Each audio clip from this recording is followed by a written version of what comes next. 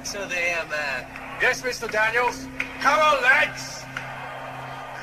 Mr. Daniels? Ah, Johnston. We're having the devil's own job lighting these rock carvings for the camera, you know. Yes, sir.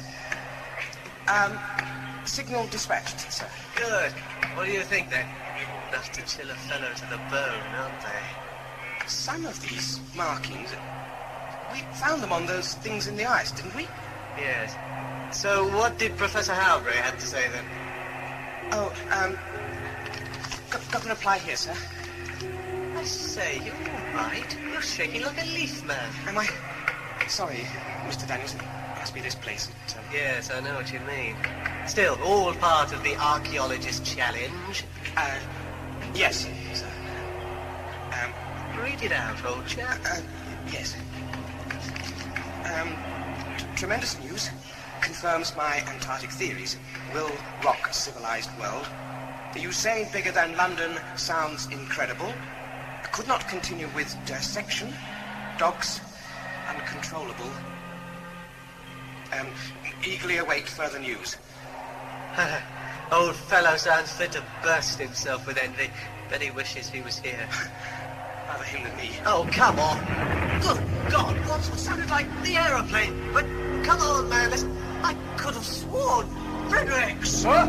Shine a light over here, we can't see the exit. Yes, sir. Can't see it, Frederick.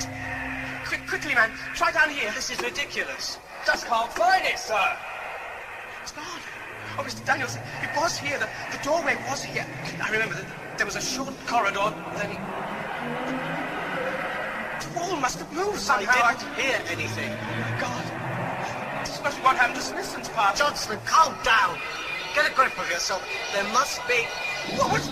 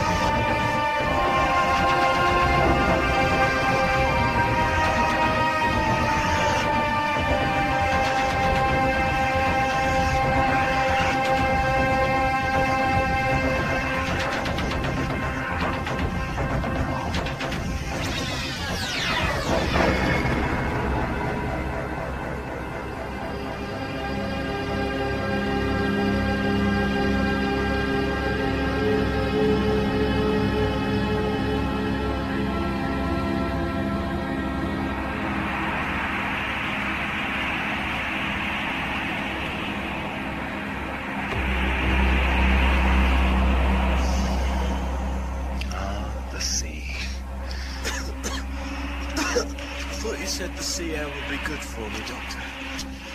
Oh, Truman. Well, I haven't found the cure for the common cold, but I found this. Daily Telegraph. Look at the date. I'm not really interested in the date. I'm just taking in the view. Looks like rain to me. Washing away your troubles. Something like that.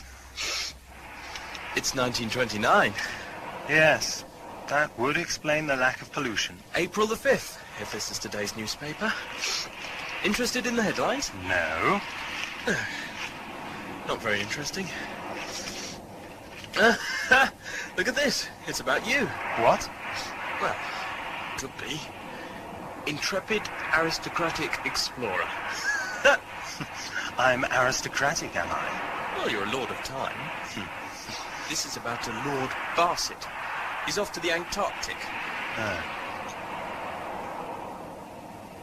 Finished taking in the view? Well, it does look like rain. Pick that newspaper up, will you, little bug? Sorry.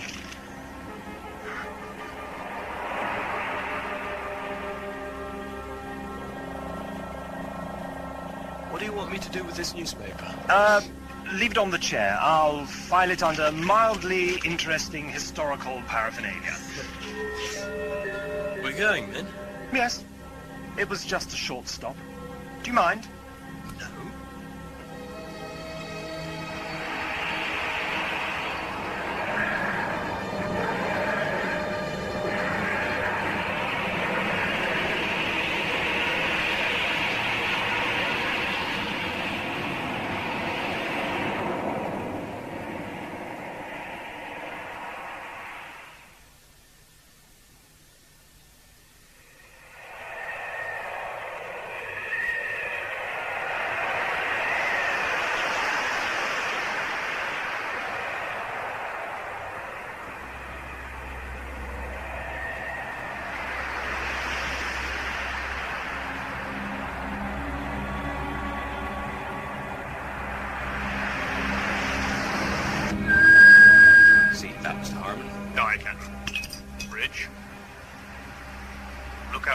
Pack ice, dead ahead, sir.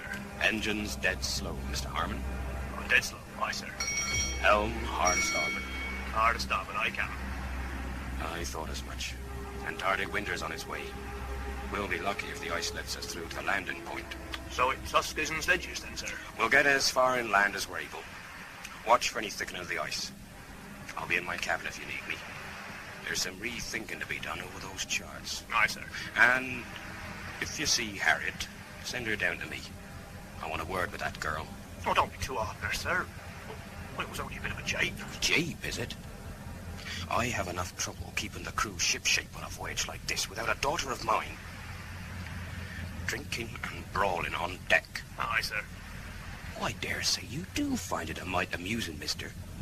But I just spied something as will wipe the smirk off your chops. His lordship on his way aft to the bridge. We'll want to speak with you, sir. Ooh, now, Mr. Harmon. I know you have fine feelings and respect for the gentry. Well, Captain, I... Tell him I've jumped ship. All right to come in, Mr. Mate. No, your lordship, lest you jump overboard. Sorry? Can't hear you, old chap. Sorry, sir. Do come in. Oh, thanks awfully.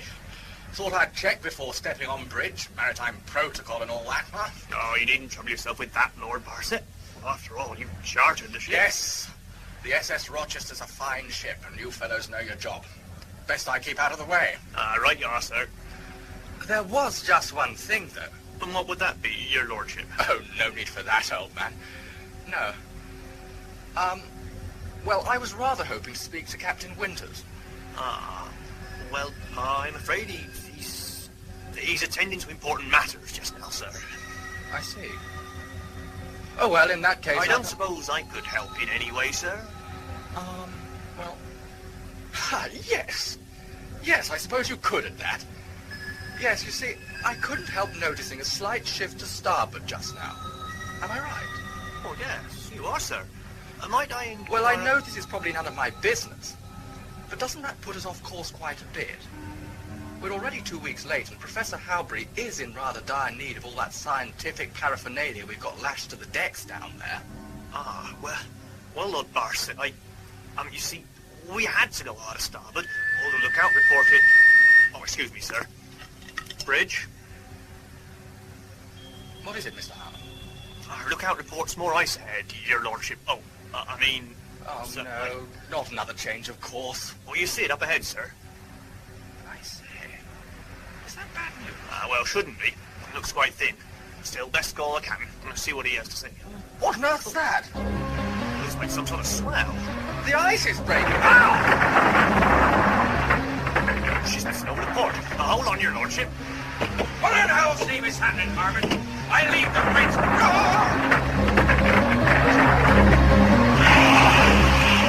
Lash those grates down. Send me that rope. Christ, we're shipping water!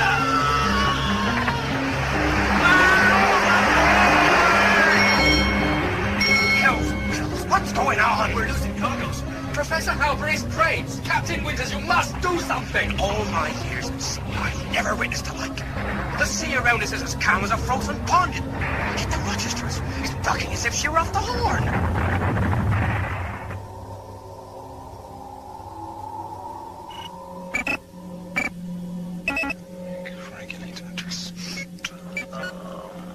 Doctor? Yes? About that man, Askren. What about him? You said something before we landed. Did I? Yes. Well, is he dead? I mean, did you... Something wrong? I don't know. Turn the scanner on. Scanner on. Good grief.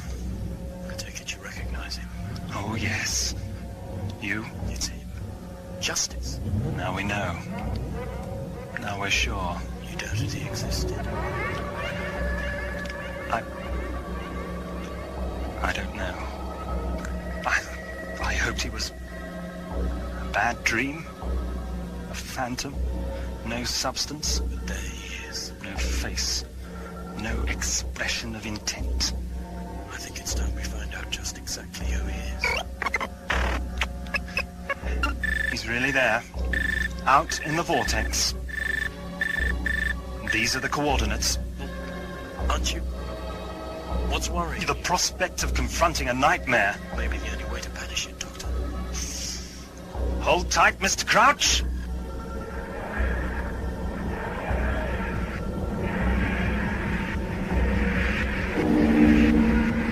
I've heard that before. When I first saw Justyce. The cloister bell.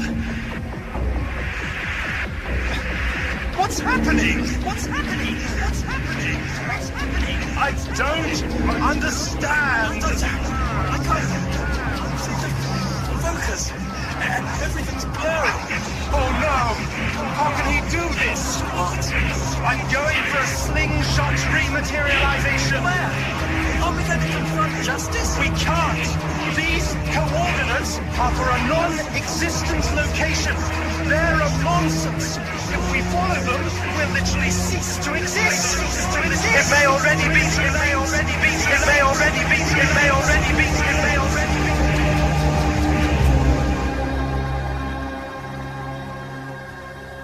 Nothing happened. It happened, all right. Sir, Yes, Doherty. 3 men overboard, sir. No trace of them. Well, I want to know exactly which crates we've lost. Must have been one hell of a strong swell kicked up down there. By what, though, sir? Whatever we hit. Very big bit of whale, that's for sure. I want the men's names, Doherty. We'll hold a service. I say, what luck. Look, some of the crates have spilled over onto the ice. Look. All right, Lord Barson. Mr. Harmon, get a team of huskies and men down on the ice. Best we said about recovering the cargo before we're iced in. Aye, sir. Doherty, no. The Rogers and Perkins, and Hoyle. Come with me.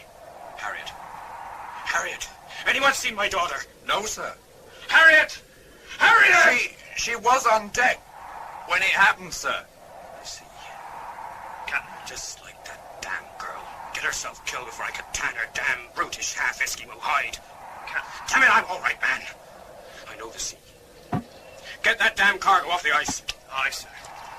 Right then, hey? Well, will you look at that? Well, shed a tear for me then, won't you? The lassie's indestructible. My God. You old sea dog. Oh, come on, lads. Come here, daughter of mine. We lost 3 men down there. I'm not ready for the sea to take me yet. By God, Harriet, sometimes you remind me of your mother.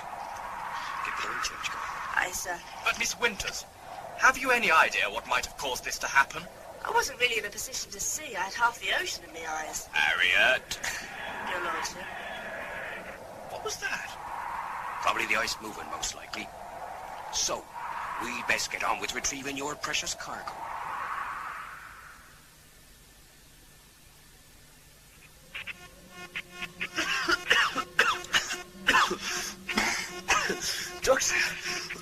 Doctor, where? Over here.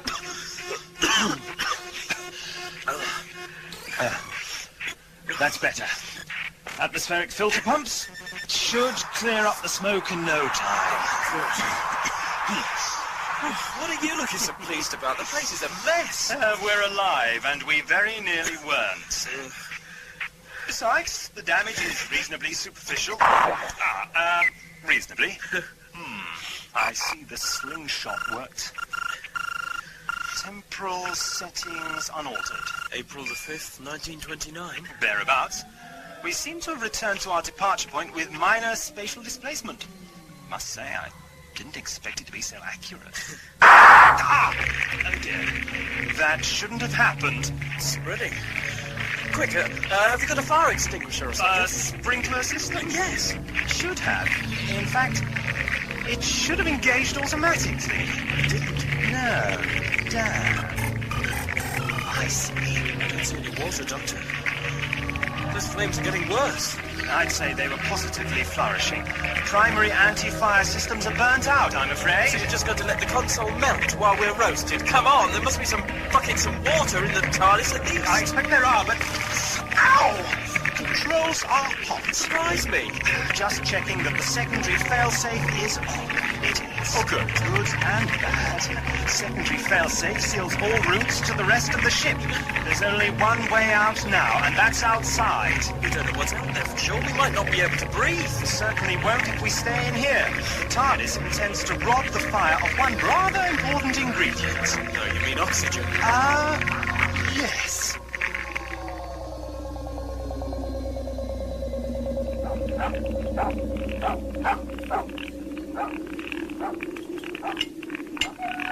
Right, down she goes! Right, what's his lordship got in here? What? Oh, crate 41G. Let me see now. I Dead think... bodies would it be, sir? All right, lads. Going over here. How much longer, Mr. Harmon? Half an hour, Captain. Make sure it is, Mr. Mate, or you'll find the old Rochester iced up good and proper. Your lordship, what on earth's this? Hello, my dear. Shouldn't you be tucked up in a bunk? I say, you'll catch your death out here, my girl. Not me. What is it then? Never thought I'd see a crate with blue paint and windows. By George. I saw something like this in Newcastle upon Tyne. Police box. What's it for? Police telephone, free for use of public. Advice and assistance obtainable immediately. What would young Professor be wanting with the police all the way out here, then? I stole that, mister. There's no record of it on the list. And I didn't see it hauled aboard at Westport. It's moving. Perhaps there's some wild animal, some specimen all up in there, sir. Oh, really, Mr. Harmon? Let's be on the safe side. Perkins, Hoyle, rifles to the ready if you please. No firing unless I command it. Just in time, Truman. Another second and the outer door would have sealed too. Well, at least we can breathe out here. My eyes are stinging. God, it's freezing. Usually is in the Antarctic, my friend. The guns really aren't necessary. I'll be the judge of that. What exactly are we supposed to do now, Doctor? When the door releases, get back inside the ship. Who the devil are you? Thank you, Lord Barset. I'll handle this. Barset? Lord Barset? Forgive me. Have we met? How did you get aboard? Aboard? Aboard what? Truman, look. A ship. Lord Barset. Doctor, this is that expedition I read about in the newspaper. You mean you didn't know before you were smuggled aboard? Smuggled? No. And anyway, we've only just arrived. You're lucky you're not at the bottom of the ocean. Damn fool place to stow away. Stowaway? Nothing and nobody gets aboard the Rochester without any of the crew knowing about it. And I intend to find whoever's responsible and bring him to book. Truman, the door's released. Come on. Mr. Hoyle! The next shot will be aimed at you, gentlemen. Now, move away from that box. Doherty, take a look in there. Sir, I don't think that's a very good idea. Oh, don't you? Well, oh my goodness, it's happening again! What's going on? Everyone, move back from the edge! Harriet, attend to those dogs! Aye, sir. You two, move. Yeah, all right. How are we going to get out of this? I'm thinking. Back to the ship! There's something under the ice.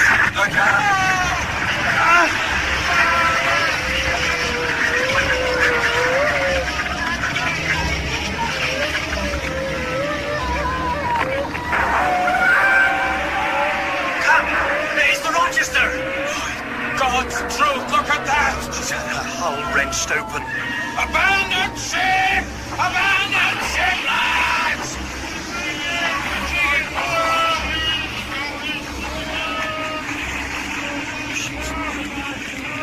She's gone.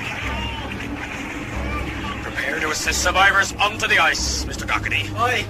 Rogers, Hoyle, Perkins, look lively. There's still quite a swell out there, Captain.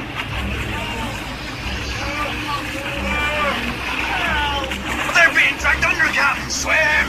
Swim for it, lads! Come on, lads, swim! Swim, Jake, swim! Oh, light. Not one of them. Quickly, Doctor, now! Stand fast with a bullet in your head, mister. It's down there. It's still moving. We should be safe further on the bay ice, Captain. Load these two aboard sledge number 1, Mr. Hoyle. Aye, sir. Harriet, calm those dogs and take sledge number 2. Aye. But, Captain, we haven't finished loading Never yet. mind that, your There's lordship. hundreds of pounds worth. We'll be lucky if we escape with our lives, your lordship. Ready, Mr. Hoyle? Aye, sir. Of the TARDIS. Just hold tight, mister. Mush, Mr. Hoyle! Mush! Mush! On foot, Mr. Right Man. Mush! Mush! Hitch it right if you can.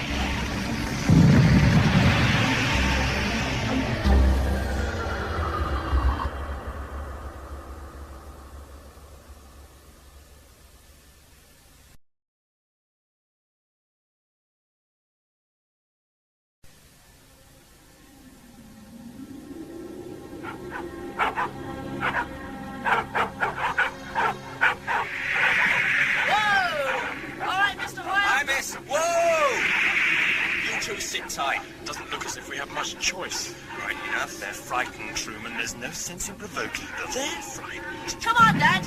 Get those knees up, Lord Bassett. Calm, Doctor, considering the TARDIS is about to be smashed to pieces. She'll be all right. With the door open, she could sink. She'll float, you mark my words. Right. Everyone all right? All present and correct, Captain. Is that out there? Look at all those cranes sinking! And I don't think we've got the wireless telegraph! The TARDIS! What's happening? It's the TARDIS. It's sinking. But that's impossible! It's Justyce, Doctor. Look, where the TARDIS was standing. Justyce!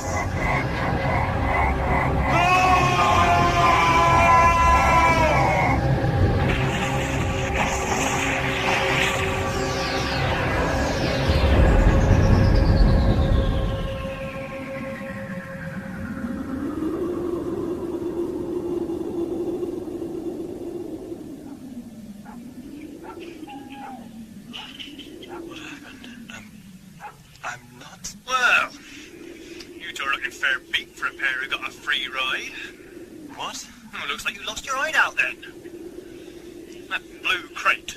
Police assistance and advice, or whatever it said. Stolen in the first place, I dare say. Right now, move yourselves. Oh, that's it then, Doctor. Gone. I hope you're right about this, your lordship. Yes, yes. I thought we'd lost it, but no. You see, crate 24D. Wireless telegraphy equipment. Just as well. Right, well, get it set up then, Harmon. I just opened the crate, sir. Any idea how close we are to Professor Howberry's base camp, Lord Barsett? Well, you did change course slightly, didn't you? So quite some way, Captain. But we should be able to raise him on this. I say, Mr. Harmon, steady on. What about the aerial? We'll need it pretty high. Harriet? Aye, Captain. Reckon you can find a safe, high place to put this aerial contraption? I think so. Then take Rogers and Perkins and get the job done, girl. Aye, sir. What about these two? They look in a bad way. No, please, don't mind us. It's just culture shock. Off you go now, Harriet. Lord Barsett, any of these crates contain extra clothing? By jingo, yes! 57B, sledge number 1. Doherty, hear that? Sir. Set 2 on 57B. Get those two kitted out. You're lucky. Excuse me if I love. Ordinarily, I don't treat stowaways too well, but I'll not watch any man freeze to death. The questions can Mark me. I'll want answers soon enough. Now, Mr. Harmon, you can put that wireless operator's certificate of merit to good use. Making sense of this thing. Just connecting the battery now, sir. Now then, gentlemen, we have all the latest here. Take your pick before your pinkies freeze. Thank you. Doctor, aren't you? I have a higher tolerance to cold, Mr. Crouch. Bulky clothing. Listen, fella. If Captain Winters says you're to be kitted out, then that's an end to it. Never mind your suicidal niceties. I see I defy your kind advice, only at the cost of violent injury to my person, Mr. Doherty. That's a fine way of putting it, mister, but I see you've got the gist. Has Harriet positioned that transmitter yet? I can't rightly see, your lordship. No, she disappeared over that ridge. Still no in starting, do you think? No, splendid, yes. Right, what's their call sign? Try PHB. Professor Howberry's base camp. That should do it. Right, sir. I want to know directly you get a response, Mr. Harmon. All right, Captain. Lord Barset, I recall you telling me Professor Howberry had all the latest contraptions. Oh, yes. He's an old buffer, but thoroughly modern in his methods. Then I dare say he'll be able to send a couple of his motorized snow tractors out to get us. I dare say, Captain. Probably take some time, though. Time for us to assess our position and situation. Now, you take that list of yours, your lordship, and work out for me exactly what we've got and how much of it. Oh, yes. Aye, Captain. Right then. Nice to see the aristocracy pulling his weight, sir. Aye. Anything from Howberry yet? Not a peep. Just static. Keep trying. I'm relying on you, Mr. Harmon. Of course, sir. Not just for the Morse, but morale. If we can keep everyone's mind on the job of survival, then we may stand a chance in this icy hell. More often than not, it's loss of heart kills men, Mr. Harmon, loss of spirit. If we allow dwelling thoughts on the Rochester, how she sank and who we've lost, well, then we might just as well throw ourselves off the great ice barrier now. Understood? Aye, sir. You can count on me. Good man, Harmon. Hold on, Captain. Good lass. Where'd you put it, Harriet?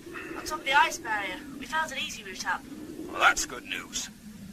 Doherty, those two finished wardrobe gazing? Why, sir, though I had to twist this one's arm a little, reckons he doesn't feel the cold. Then he must be tougher than he looks. Yeah, I'm glad I'm able to bring a little cheer to your hearts. High spirits is fine by me. Well, you got names then? Yes, thank you.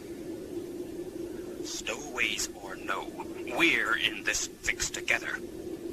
Best you can do is be civil and pull your weight. I apologize for my friend Captain Winters.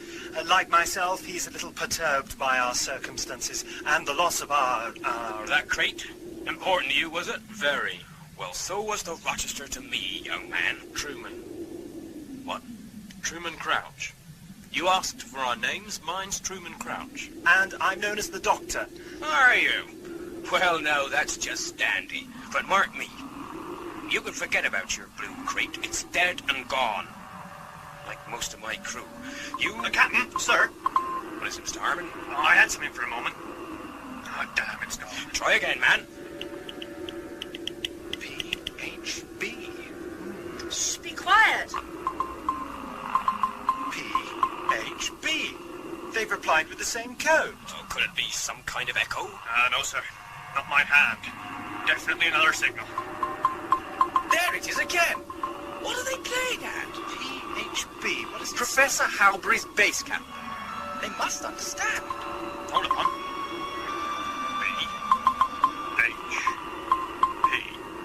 BHP. They've just reversed your original message. God's name, why? Means nothing to me, sir. Why don't you try again? Captain? The only thing you can do. Nothing. Listen. H. It don't make sense. There's more. B.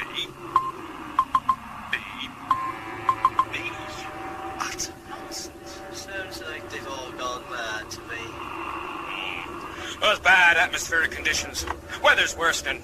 Probably haven't received us properly. And we're not receiving them properly either. Aye. Fascinating. theory, Captain. Pack that thing away, Mr. Harmon. We'll move to higher ground inland. Come on, look lively. All hands prepare to move out. Aye. Lord Barson, have you done what I asked? Yes, Captain. As luck would have it, we're pretty well kitted out for an expedition. As well as the photographic and laboratory equipment we managed to retrieve, there's food supplies for a month or so, several barrels of oil, and a replacement stove Howberry specially asked for. Oh, and there are 3 large tents as well. Well, that's the first good news we've had, your lordship. Many maps. Yes. Drawn by Professor Howberry himself. It shows his base camp position, you see. Sent it to me on his last... I've got a compass. Better and better. Well, let's take a look, eh? Now there's a man determined to look on the bright side. He's doing a fine job of it. Can't say I blame him. I wish it was catching. Yes. Well, at least these people have the hope of getting home. What have we got, apart from the 80% chance of catching pneumonia? A chance for survival, until we can find a way out of this. Excuse my pessimism, but that seems impossible. At the moment, yes. But we don't know what opportunities might present themselves, do we? Now, the key must lie in why all this happened. What did you make of all that signalling business? Most odd. Pretty much like the sinking of that ship. Whatever it was seemed intent on eliminating all survivors. Doesn't make much sense. No, it doesn't. Are we ready for the off, Mr. Harmon? Aye, sir. Harriet, you lead the way up that route you discovered. Aye, sir. Now hear this. Lord Barson and I have consulted the map. When we reach the top of the barrier, we head due southwest. Now, that way, by the time we set up camp and call Professor Howberry again, we'll be in a good position to meet his motorized tractor rescue party halfway. Right now, it's 100 feet up that ice barrier, but if every man puts his shoulder to the wheel, including our 2 stowaways here, we should do it in no time. All right, you two, make yourself useful. This one here says he's a doctor, so if you get any aches and pains, you know who to turn to. And this one says his name's True Man. Now, whether he deserves the name is for us to find out. But you're to treat them both fairly, without favour or privilege. All right, Mr. Harmon? Sir. Move out!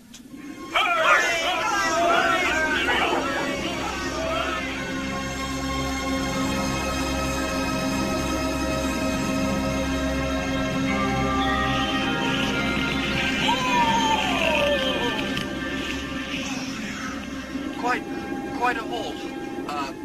Doctor. Yes. Quite. Truman, you all right? Yes. You? Yes. Lovely weather. How's he doing, Harriet? Not too bad. Thank you. Well, we camp here. Doherty, you supervise the tents. Aye, sir. Where's Crate? Lord Barson? I'll check on my list. Harriet, get a team to work on snow blocks. You're to make a perimeter wall. Sir, come on, Truman. Let's see what you like with your hands. Crate 11E, Mr. Doherty. 11E, lads. Open her up. I'll help you with that, Harriet. Join me, Doctor? Yes. Quite a blizzard on its way by the feel of it. Now, pack the snow hard together, Truman, like this. Oh, you make it look easier than it is. It comes naturally. I've made plenty of trips to Greenland, and besides, I'm half Eskimo on my mother's side. Your mother? Where is she? Died bringing me into the world. Oh. Yeah, Dad was bringing her back to England. He's just been married by the ship's captain. Very romantic-like. He says I'm just like her. Really? Stubborn. She'd never take it to England. I didn't. Why's that? Well, you know England. Yes and no. Civilisation, Truman. Nice clothes, fancy schools. Well, I've got me fancy voice. Dad saved money to buy me all that. Soon realised he's best save the money altogether and take me to sea with him. I wasn't going to play the educated daughter of the company owner. Of course, it's an hairdo. I see. Oh, you can smile then. Harriet, I've got a couple of shovels here, so the Doctor and I Get shoveling, your lordship, but be quick about it. That wind's getting up something cruel. Oh, yes, quite. I think we're being told to get a move on, Lord Barset. Yes. imagine you're not accustomed to this sort of work. And you are? I'd say you had a certain aristocratic bearing yourself. I was just reflecting on why you should be in the Antarctic. When I could be warming my country seat in a stately home. Yes. None of us chooses our place in life, Doctor. Especially the aristocracy. Born to privilege. Not much choice in the matter. But fate hardly drew the short straw for you. I certainly don't yearn for poverty, that's true. But luxury is no cure for crushing boredom. So you're here for excitement. I think you've got more than you bargained for. The thrill of the unknown, Doctor. I can never get enough of that. The secrets of an ancient continent. I followed Professor Howberry's work since I was a boy. When I came of age, I was free to become his patron. To help unlock those secrets. I see. I think we've more in common than an aristocratic bearing. Do you mean to say you're a scientist? An explorer? Both? Yes. Come on, you two, stop chin-wagging. All right, lads, all away! Hey, you there. Don't go wandering off. Flo, hold this rope down. Rogers, you come with me. Right. Hey, who's that?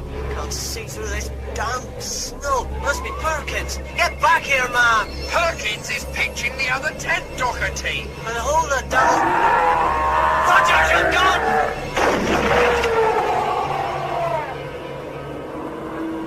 Holy mother, you all right? Yeah. What was it? What in hell's name's going on here, Mr. Doherty?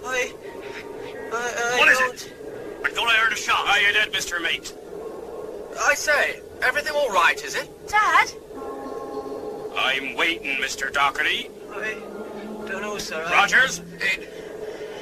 It just came at us. What was it? I thought it was Perkins, but I mean, holy mother, it was an animal of some sort. An animal? Upright? I thought it was a man. Rogers fired it, ran off. Did you hit it, man? No, didn't get a chance. You're trigger-happy, man. There's nothing out here. Are you doubting the word of your men? I obviously saw something. Snow blindness. Men see things. What? For goodness sake. Listen, you and your friend have too much to answer for yourselves to start making more trouble for me. So you're just going to dismiss it? Miss Harn? Aye, sir. Is camp set up?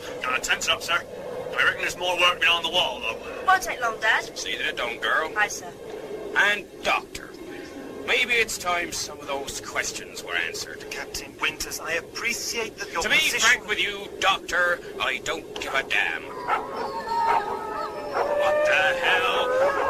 Harriet, see those dogs? Aye, sir.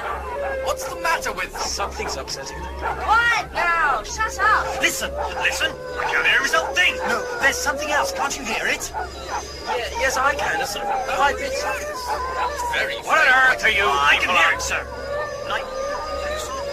Jesus! Rogers, that damn thing's coming back. Keep your gun handy. Doherty, I'd have no scaremongering. Shut up! I can't seem to control them. Somebody obsessed them badly. It's the high-pitched sound, Miss Winters, which means, Mr. Doherty, that unless your ferocious animal has taken to blowing an ultrasonic whistle, we're not in for a return visit. What's making that noise? Something else, evidently. Amazing introduction. Yes, isn't it? Whatever it is, I wish it'd give it a rest. Your wish come true. I think it's gone. Get that wall finished, Harriet. Low, Hoyle, get yourselves armed and take first watch. Aye, sir. Mr. Hardman, break out the rations and let's get that stove going in the tent.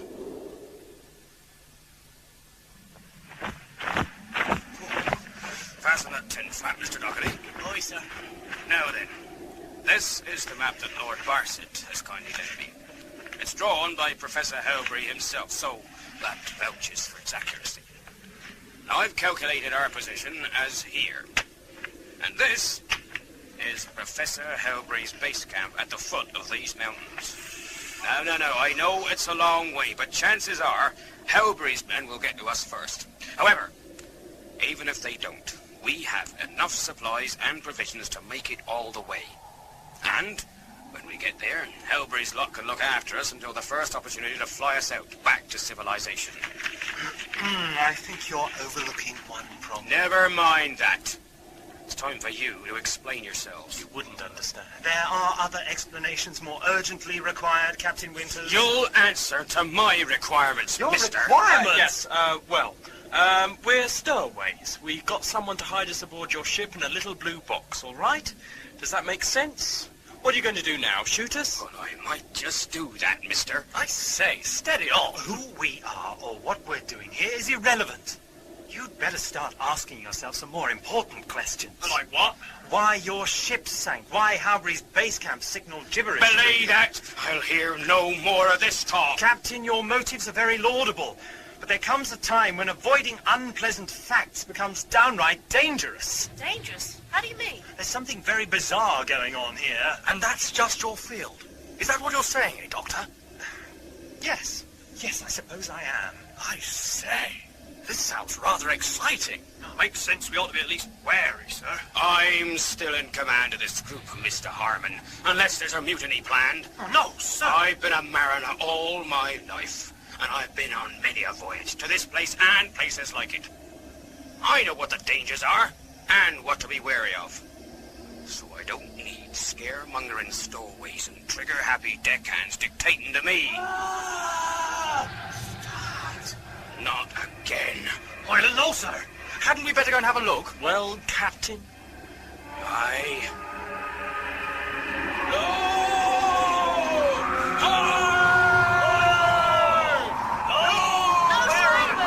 Keep close, Harriet. Perhaps this will force our good captain to face reality. I hope not. Over here! I found them! Keep back! Keep away from me! Get a grip of yourself, man! Get down, sir! Get away! No! Put the gun down! What's the matter with him? He's terrified of something. Look, there! What is it? Is that the other one, Hoyle? He's flat out. You're right. It's a damn thing in this blizzard. No! But listen to me, lad. What's happened to Hoyle? He's dead. Keep away from him! Look out, Doctor! Watch him! Don't touch him! It's all right. It's gone now. We're friends. Remember? Friends. Right. Oh! Winters, no! I'll take that gun. Thank you, Mr. Lowe. Now snap out of it, lad. And what happened? He's suffering from deep shock. You won't bully answers out of him, Captain. You seem to regard yourself as some kind of an expert, Doctor. I am, comparatively speaking. Shouldn't we get this poor fellow inside? What about Hoyle, sir? You're sure he's dead? Positive, of course. If you want to examine it Take the yourself. body to the supplies tent. Mr. Harmon, could you give me a hand? Aye. Doggedy, hot cocoa for Mr. Lowe, if you please. Right, sir. Go on, sit him down. All right. They got him. They got Hoyle. What did old chap? Come on, wrap a blanket round him. Covered in hair. And his eyes. Madness in its eyes. Must have been a bear. We're at the wrong pole for bears, Captain Winters, as well you know. And anyway, my preliminary examination has revealed a rather interesting cause of death. How's that? Mr. Harmon? What, Doctor? How would you say Hoyle was killed? Much as I value my first mate's judgment and advice, Doctor, he isn't a medical man by any means. Right, sir. That's true enough. Anticipating skepticism at any observation I might make, I'm asking you to tell everyone your opinion on the matter. There's no need for an expert diagnosis. We can leave that to you, can't we, Doctor? Well, His chest was beaten in by something. thank you. There are only impact marks on the body, no tears, and very little scratching. It just jumped on him. It was dragging him off. Out into the blizzard. But what was it? I don't know. It was like a man. Covered in hair. Like a man, but not a man. Mr. Rogers, Mr. Doherty, sound like the thing you saw? Boy, you're putting words into their mouths. So, it was the same creature making a return call. But what about the dogs? They were quiet enough. Precisely, which points to the fact that it wasn't this creature which disturbed the dogs last time. So what was it?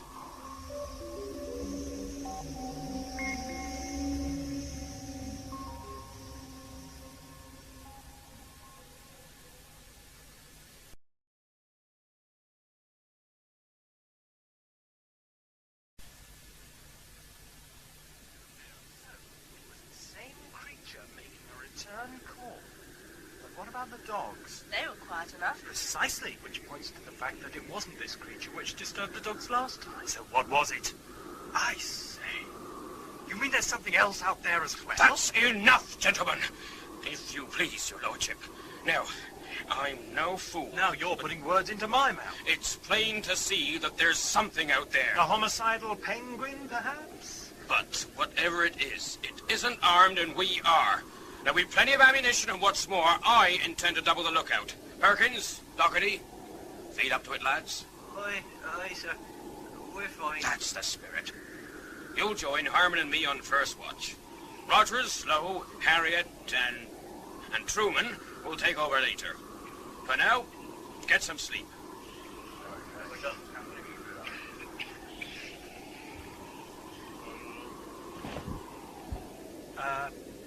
Lord Barsett. Yes, Doctor? I take it you have some laboratory equipment for Professor Howberry in those crates? No need to concern yourself with that, Doctor. You'd best get some sleep. I can do without the sleep, and I really do think it's important I take a closer look at poor Hoyle. You want me to crack a box open then? There's no time for that. Those crates are my property, Captain. I'd say the decision was mine, wouldn't you?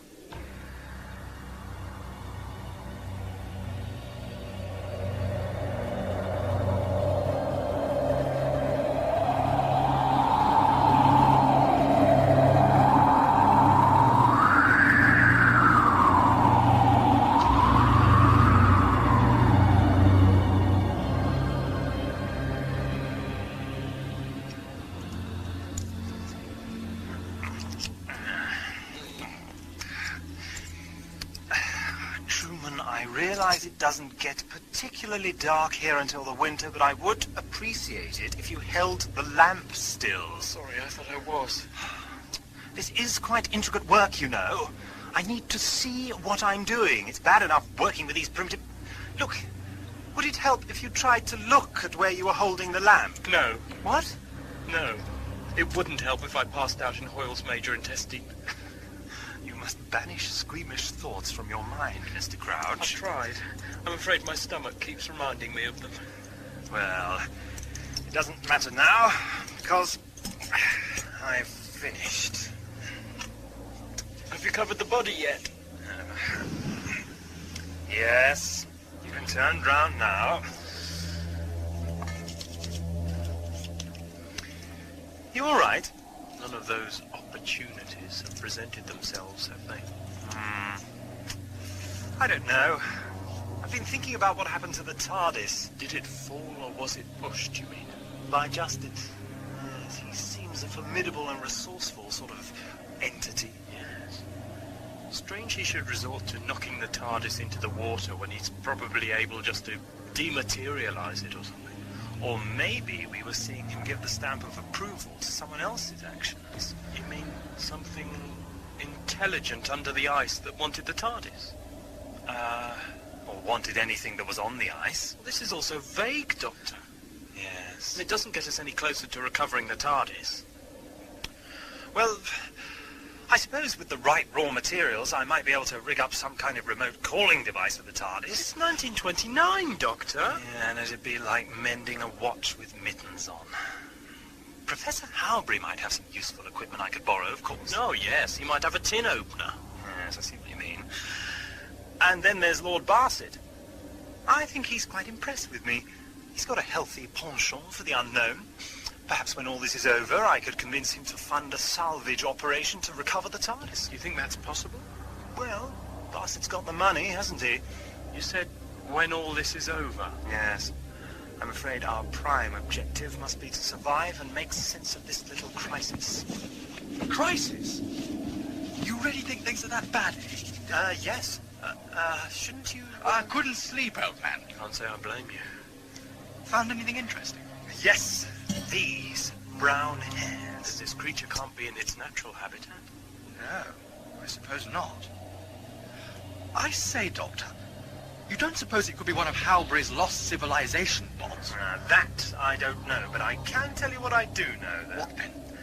I think Hoyle was killed by some kind of ape. An ape? In the Antarctic? I'm not positive these are ape hairs, but that's what they look like to me. And coupled with the fact that Hoyle's chest was beaten in, which is how gorillas tend to kill. I see. What do you think it's doing here? I've no idea, but it's probably very cold and hungry. Which is why it tried to drag Hoyle's body away. And why it'll probably be back. Any sign, Captain? No, Mr. Harman. What do you reckon he is out there, sir? Probably a wild dog left behind by some expedition. Might have even come from Howberry's base camp. But Dougherty and the others said it was... Men who've been at sea all their lives say a lot of things. I've heard it all before. Sea monsters, one-eyed giants, wicked insiders. Who's there? Alright, only me from over the sea. A word of advice, Perkins. If you have time to call a challenge, you can bet it won't be that unholy creature. The moment it sees you, the damn thing leaps at your throat. I'll bet that's in mind. See yous round the other side. Aye.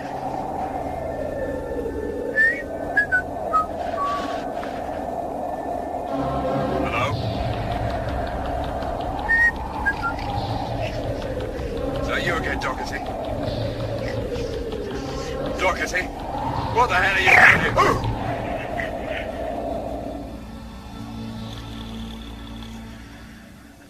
Now there's an aristocratic snore. It's a wonder you can sleep through it, Mr. Crouch.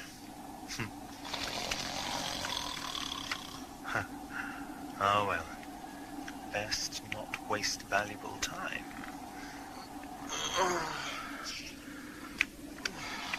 What are you doing, Doctor? Metaphorically burning the midnight oil, Truman. I'm reading some of Howberry's notes and publications. They were in the crate. Oh, good. Oh, God, how does he do that without rupturing his soft palate? Don't worry. A little scientific prod in the side. Here. And now you can get the sleep you so dearly need. Thank you.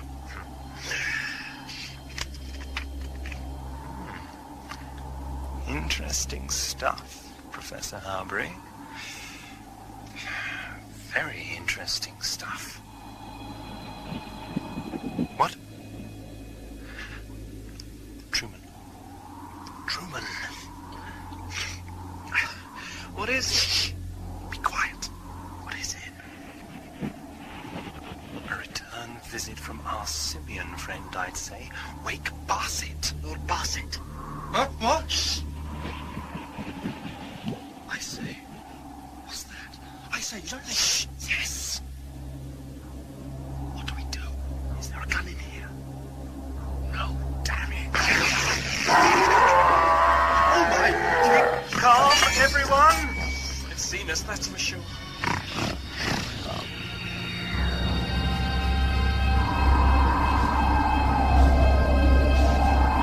Perkins! Perkins!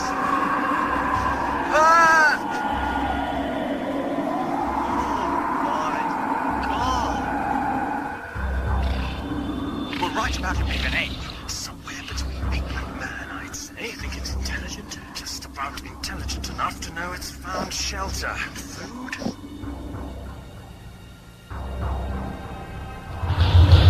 He's dead, right enough. I was only talking to him a few minutes before. We were gonna meet up the other side of the camp when he didn't turn Get a up. grip of yourself, mister. You know I reckon, sir. Whatever did this could be rowing round the camp now. Aye. Aye. Rifles at the ready, gentlemen. I want this thing shot. Back from it. Try to make for the tent flap. My God, I think it's going to start on Hoyle. Definitely carnivorous. Let's see now. I don't think this is a perfect specimen. You mean those scars on the neck? Pretty nasty to me. Yes. And his eyes. Madness in his eyes, isn't that what Lowe says? Yes. You know, those scars are like blisters or a rash. Get busy. Look out! Good shooting, Mr. Harman. Impeccable timing, Captain. Oh my God. It's an ape. All right, gentlemen, panic over. It Don't you think you're being a little over-optimistic, Captain? Meaning what exactly? Meaning there could be more of these creatures about, and we still don't have any explanation for the piping noise which disturbed the dogs. The dogs were all right this time. Which rather proves the Doctor's point, doesn't it? What's going on? Did I hear a shot? You did, my girl. And since you're up, you can rouse the other two. Blizzard's slackening off, so we best move whilst we can. What about this thing? What is it? Best bury it. Don't feed it to the dogs. No, I don't advise that. Why not? We think it's disease, don't we, Doctor? Disease? Yes, these marks here. Well, I will admit it looks a bit of a mess. All right, then, bury the damn thing. Shouldn't we photograph it first? Now, that's a good idea. There's something about... No, there's no time for that. We're moving out directly. Right, let's get things going. Is this what killed Hoyle? And Perkins. Perkins? Christ. And that doctor reckons there's more of them.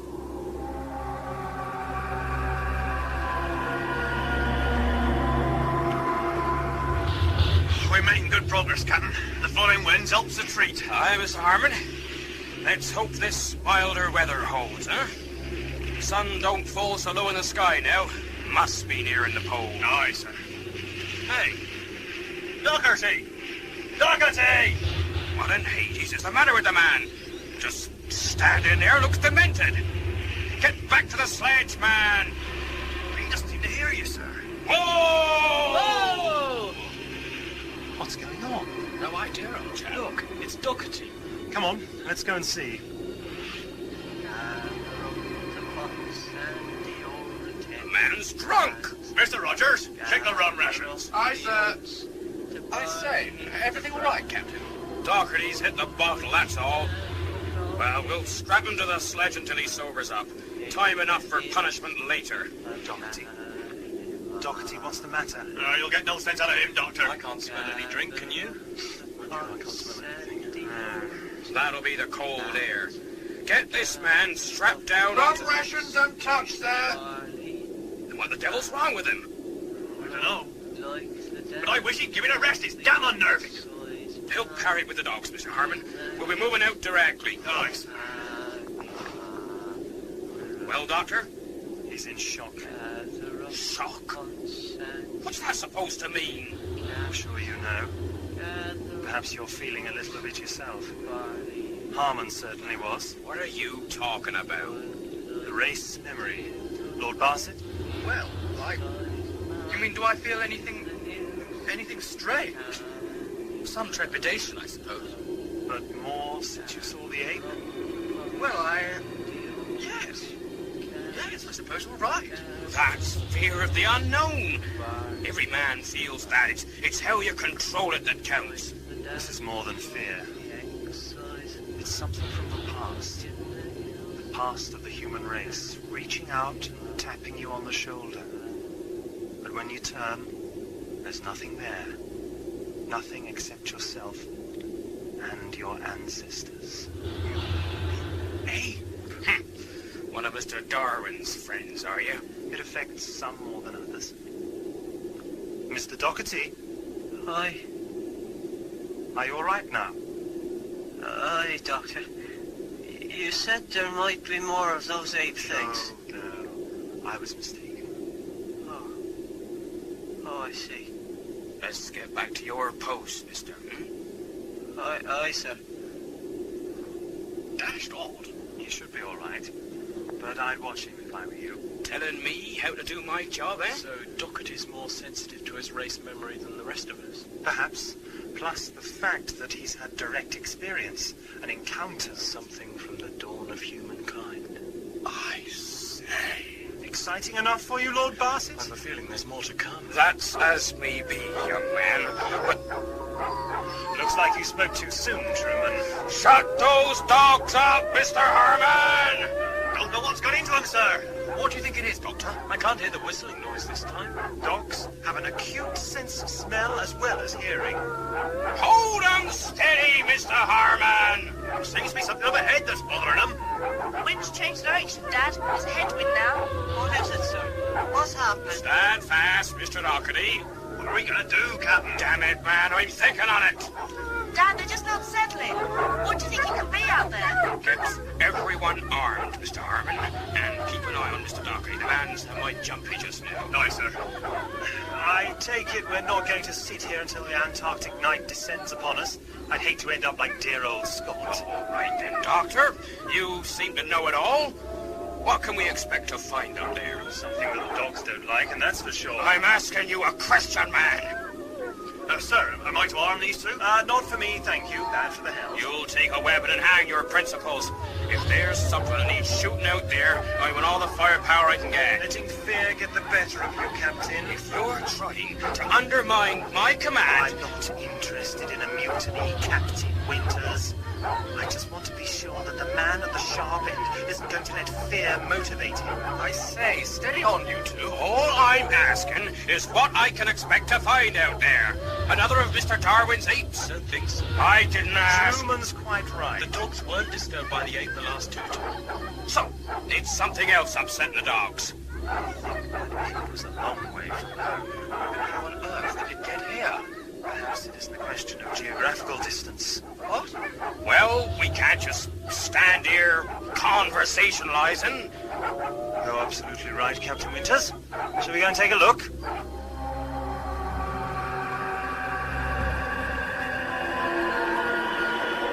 Can't see anything, Captain. It's there, Mr. Harmon. The dogs know that. Whoa! Rogers, hold the dogs here. We'll move on alone. Aye, sir. Forward! Any ideas, Doctor? No, nothing I'm certain of. This race memory thing you mentioned, Do you feel it? really? I suppose I've got an advantage in terms of a few centuries. There's hope yet for humanity. What's that? Sir? Halt! By George. Mary, mother of... What is it? Looks like a beached finback. Not this far inland. Let's have a look. Cover him. It could still be alive. It's a dinosaur, isn't it? You're right. Not one I recognize, though. Like a smaller version of the Tyrannosaurus Rex. Only about 20 feet long. Yes, 20 feet long, I should say. Stone cold. Dead. It's dead, Captain. How come it's so well preserved? Because it's been dead no more than an hour. An hour?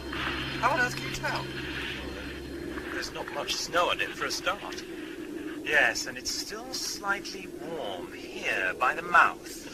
My God. It's a dinosaur. They're extinct. I never would have believed it if I hadn't clapped eyes on it myself. How could it have survived here? I mean, the dinosaurs died out because they couldn't survive in the cold, didn't they? Reptiles are better at regulating their body temperature than you'd think. As long as they can spend some time exposed to warm sunlight or heat, they're able to retain a sufficiently high body temperature for some time. Where'd this one get warmed up then, eh? It's in the Mediterranean, you know. Yes, and that's our mystery. Well, if we sit here thinking about it all day, we'll end up like this thing.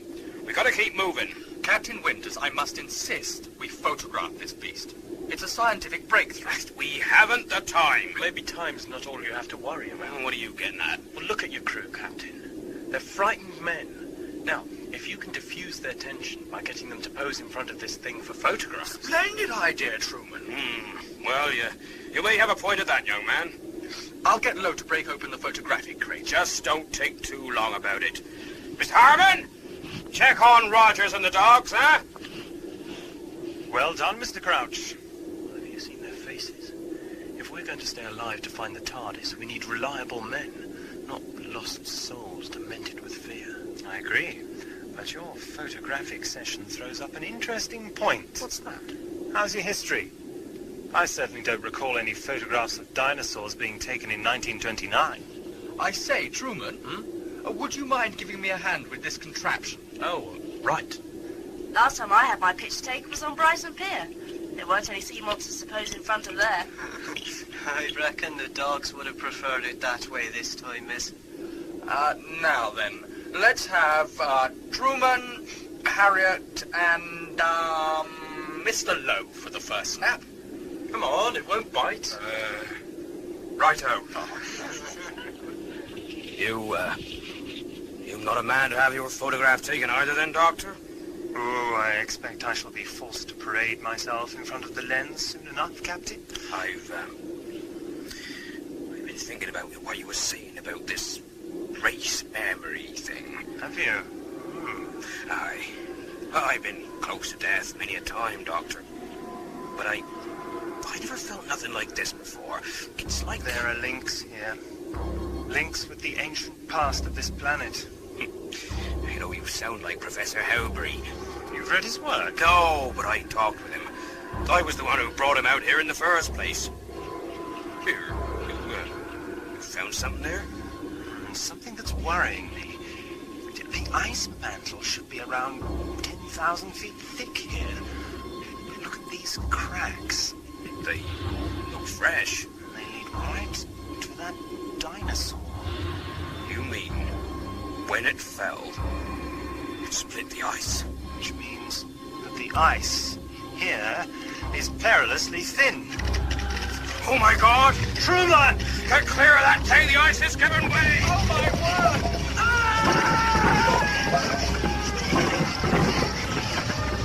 Harriet! Help me! Help me! I can hold on much longer! Take his left hand, Doctor, and heave!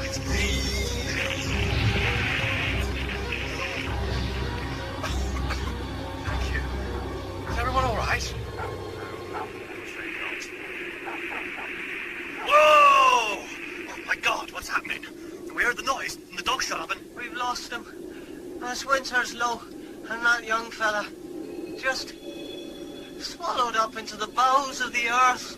I suppose there's no sense in trying to lower a rope or... No. 10,000 feet. Who knows where it leads? Truman, I'm sorry. Looks like we both lost someone dear to us, Doctor. Yes. Let's move out, lads. Move it!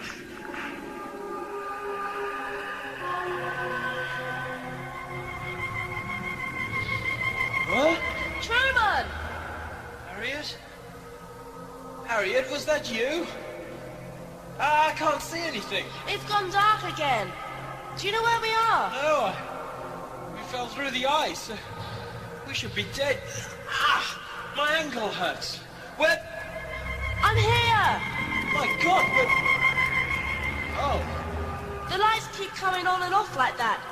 It's this net thing we're lying on. Keeps lighting up. Did you see? yes. Net. Looks more like an enormous spider's web to me. have you any idea how far we've come? Should be sighting the mountains any time if Howberry's map is accurate. Sir, look! Will you look at that? Captain, the mountains. Dead ahead. By Jove! And look! Howberry's base camp nestling at the foot of them.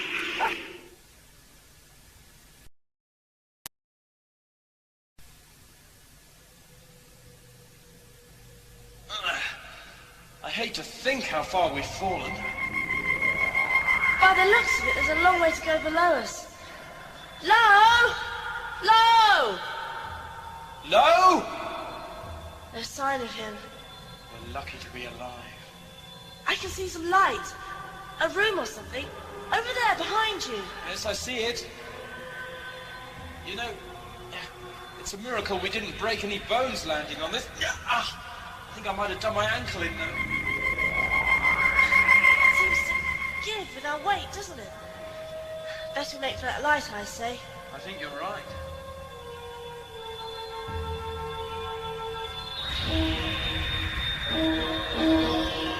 Hush!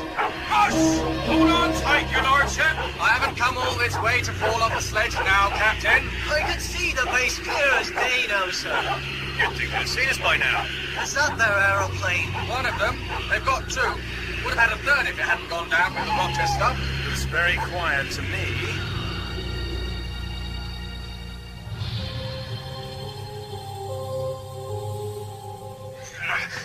There's a step when you reach the edge of the net. See? Yes. Just give me your hand, here. Oh. All right, can you stand on it? I think so. Just bruised, I think. Where the hell are we? Dunno. Not just a cave. These look like huge building blocks. Strange markings on the wall. I don't like them. What do you mean? Well, they make me feel... there's something peculiar about them. Something from the race memory. Eh? Never mind. What's through here? Are you sure you're all right? I'm gonna have to be, aren't I? We've got to find some way back up to the surface. Yeah, that's true.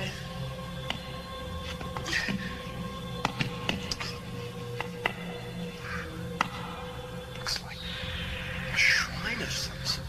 Oh, that face. Oh, the statue. It's horrible. 3 eyes. Some kind of reptilian. Someone's coming. Get back. What is it? Shh. Sounds as if it's going into that shrine area. I've still got the revolver Harmon Put gave it me. away. Don't know what we're dealing with yet.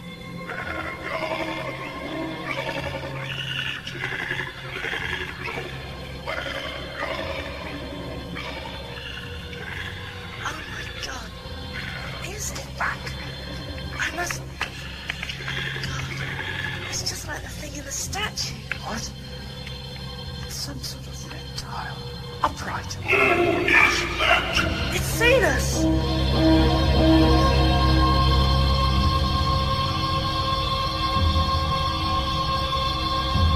Hello? Anyone at home? The dogs are still alive. It's locked. Stand back.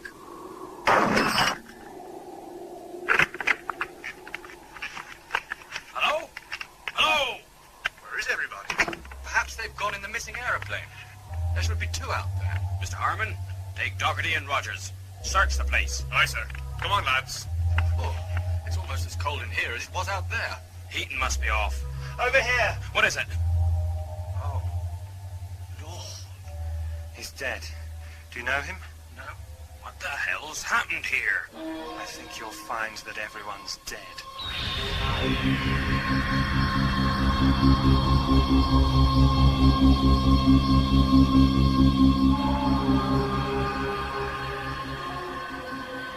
Put the gun down, Harriet. No, I'm not taking any chances with this monster. You are humans. Yes, my name is Truman. This is Harriet. We fell through the ice. I understood all the humans were dead Oh, at the base. Professor Howberry's base camp, but how... Where are you from? Here. No, which planet are you from? Earth. How long have you been here? My people were living here in this great city when you humans were but apes.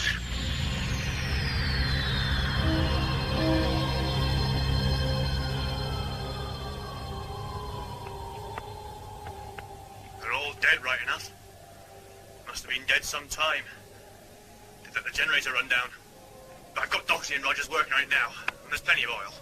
We'd better take a look outside. Check the other buildings. Doctor? This means something to me. I know it.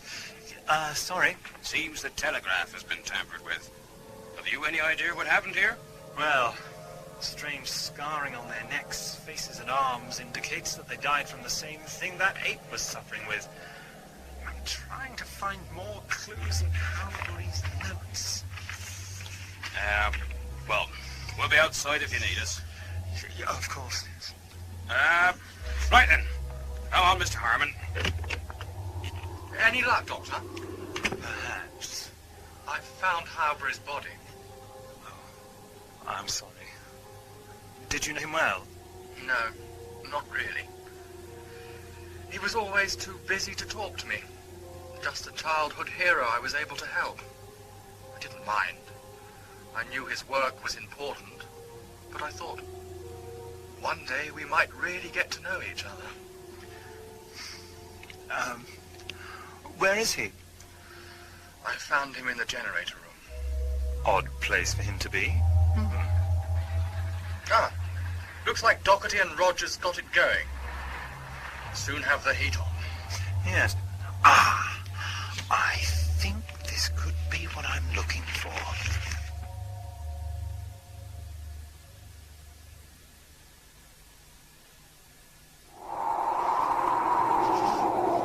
That plane looks all right inside. Can't really tell, though. By God, look at this, Mr. Harmon. In God's name, where are they up to?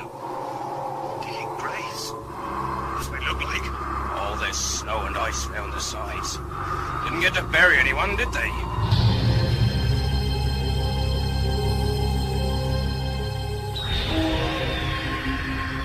But when the planet came into orbit, the Earth's atmosphere remained, and so our alarm system could not be triggered. You're talking about the moon, aren't you? Moon? This is what humans call it. Yes. Why have your people woken up now? Some of us have been awake for some time. Our total sleep systems have developed a fault. It was never intended for them to function for so many millions of years. When we first awoke, we thought the Earth had become an ice planet. But when humans came, we knew there must be another explanation. This is incredible.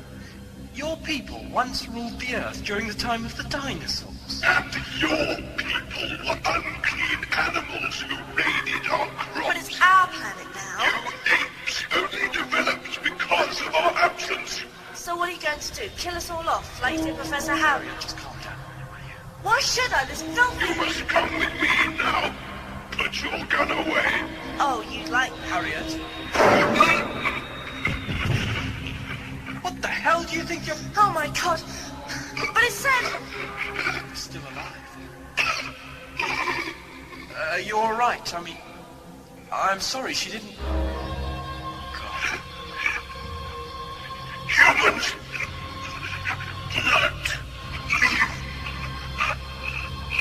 our city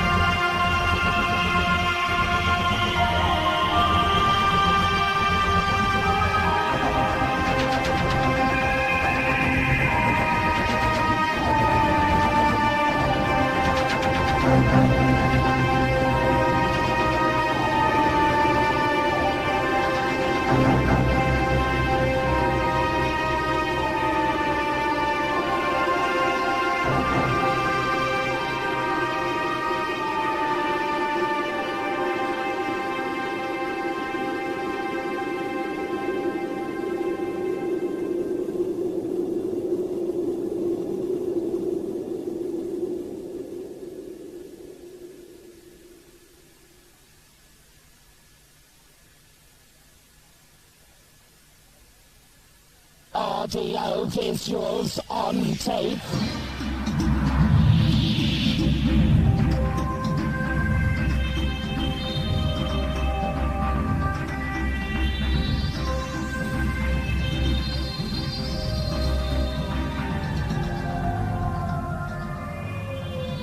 Hello, in this edition of Audio Visuals on Tape, I'm talking to John Ainsworth and... what's this other fella's name? Oh yes, Nigel Fairs, both of whom featured in the last story, Cuddlesome. I was approached by the new producer, Gary, who asked me if I had any ideas for prospective, if that's the right word, Doctor Who stories.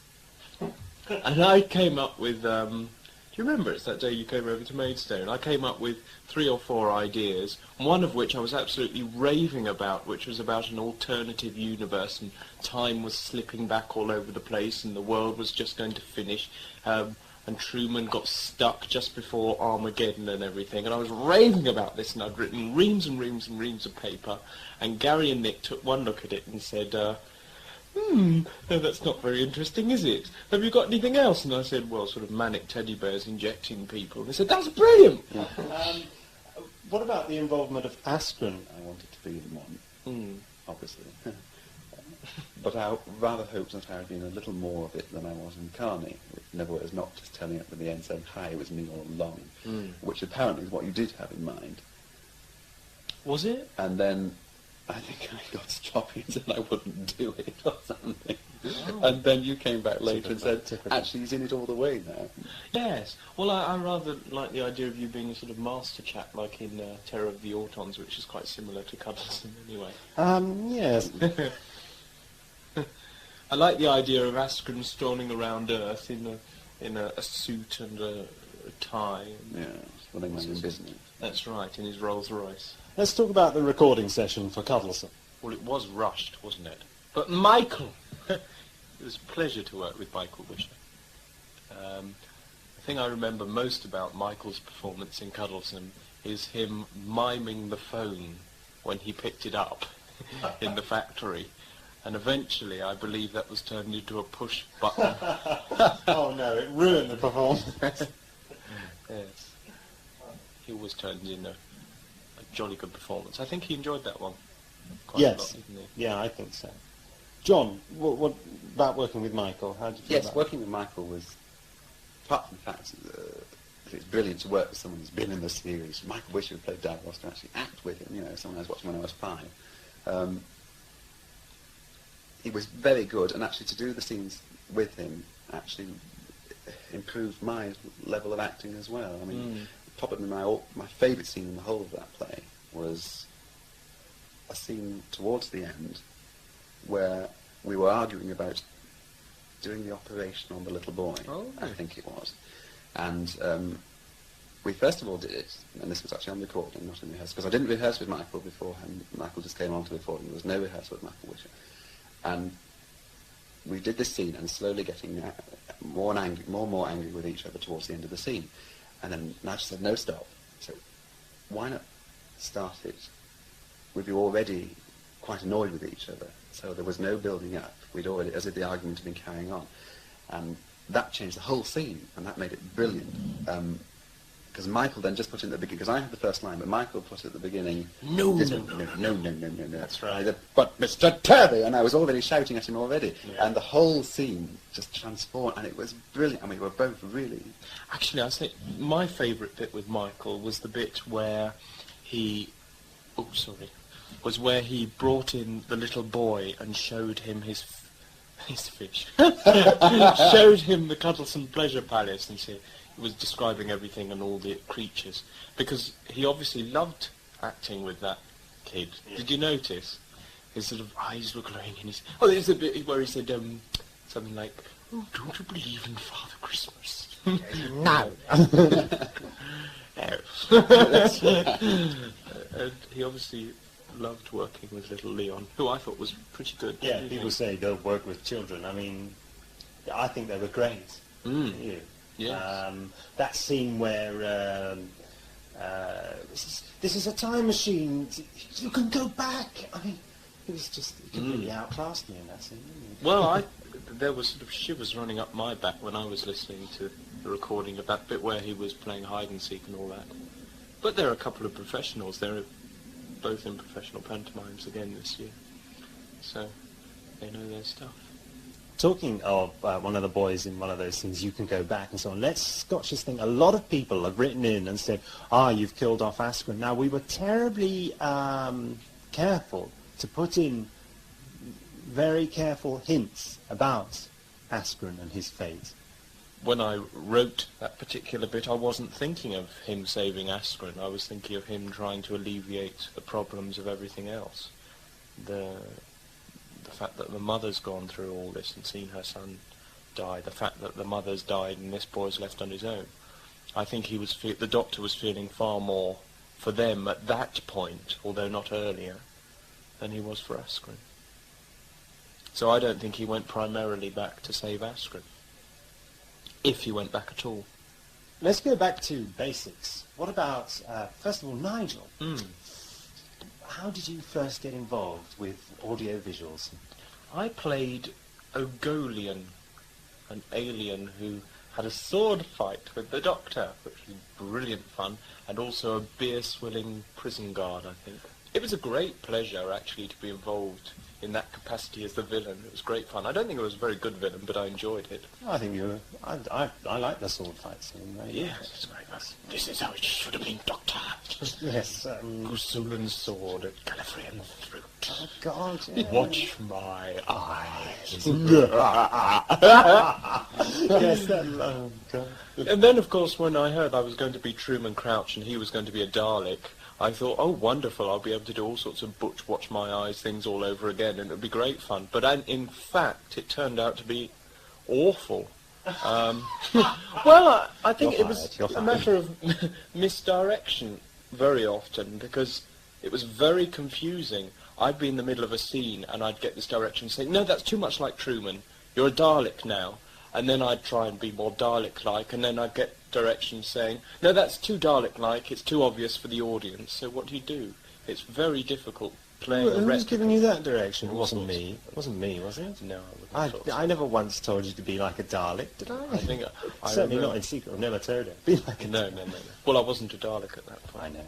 It just got very confusing. Can I ask a question? Is that allowed? You hear all these stories, when you hear people who play companions on television, in Doctor Who, and they always go on about all the pitfalls and the boring bits and what they get fed up of and the repetition. Is that something you feel that's happened as well with Schumann? I mean, are those things you sort of sympathise with? Yes, I do. I'm getting pretty tired of saying, Doctor, you're alive. No, I love it. I love it to bits. I know, you'd prefer Doctor, you're dead. Yeah, I see myself as the Elizabeth Sladen of 100. Pardon me. 110 ways of saying Doctor. Doctor. And I love making little noises that the companions can do, you know. Oh. And I love saying, what? We add in quite a few whats. Yes. It's such fun. I love working with Nick. I think we have three. What about Endurance? Endurance, which one's that? The one this on tape is on. Yes! Oh, that's great fun. Endurance, I Talking about loved. adding in things. Endurance I loved because...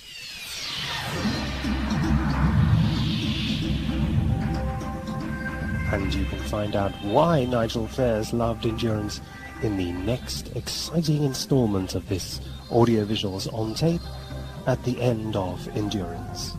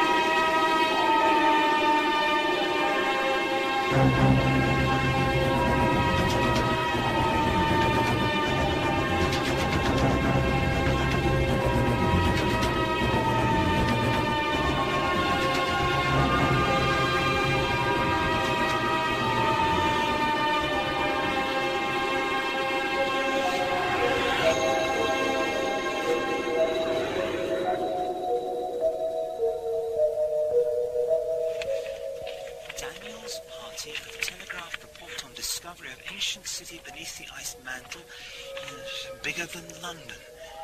This is incredible. Daniel's party. That accounts for the missing plane, Lord Barsett. Yes, I suppose it does. Is this exciting enough for you? Your boyhood hero may be dead, but it looks as though his dream came true before his time was up. He discovered the remnants of an ancient civilization. Ancient civilization, I wonder which one. There are some dissection notes over here. Dissection? Yes, dear. Yes. Look, odd diagrams. Yes. Are you all right? Feeling a bit dizzy, that's all. Is it my imagination, or is it getting hot? Hot? Well, the heating is on, but I'd hardly describe it as... Good grief, you're positively dripping with sweat, man. What? Oh, no. What? Oh. Excuse me, I must sit down. That ape. People who died here. This diagram, a dinosaur. Howberry's body in the generator room, Oh, the conclusion is inescapable. It's staring me in the face! What? What do you mean? Get outside! You're infected! What? Get outside and stay there. And don't let Winters or Harmon in.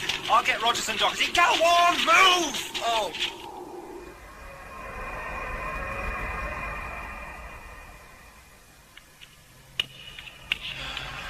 It's no good. There's absolutely no way we'll be able to climb up the way we fell down. So what do we do? Well, first of all, you can put that gun away. And... well, I suppose we ought to get rid of his body. Chuck it over the side? Yes. What on earth?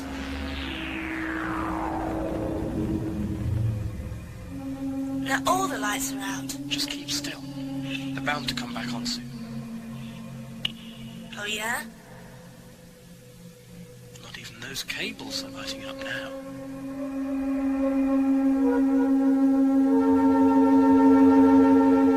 Lord Barset, you feel all right, sir? Yes. I think so now. Doherty? Rogers? You should be attending to that generator. What the hell's going on? It's the doctor, sir. We were feeling terrible. Then he comes bustling in, telling us to get outside.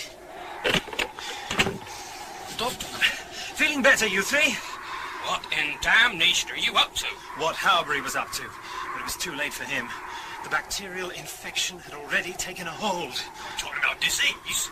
The ape had it. So why didn't the ape die of it? Like all those poor souls in there. You had to shoot the damn animal. That's your saving grace, Mr. Doherty. The bacteria becomes dormant in the extreme cold. Now, I suggest... So we're not cured? I'm afraid not, but just safe for now. What about you, Doctor? I don't think that's worth going into now. Oh, don't you? Captain Winters, I feel another of our little arguments is in the offing, and we really don't have time for that. So where does this sickness come from? I mean to say, where did the ape get it? From the creatures Howberry dissected. Creatures? Indirectly. Howberry discovered some creatures in an ice cavern some miles from here. He thought them to be the dead remnants of an ancient non-human civilization. Then he attempted to dissect them, which was his first mistake. His notes show that the dogs were driven wild by the presence of the creatures. It became quite impossible to work. He eventually gave up and had to bury the creatures in the ice. Bury him, you say? Yes, they should be round here somewhere. So, our dogs were upset by They're that... not.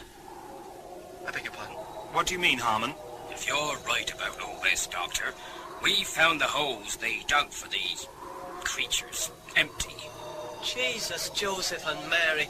You mean these things aren't dead? They would have only been in hibernation for over 50 million years, if I'm right. But what are they? Homo reptilia, sometimes known as Silurians. They once ruled this world. Ruled? What blasphemous nonsense is this, man?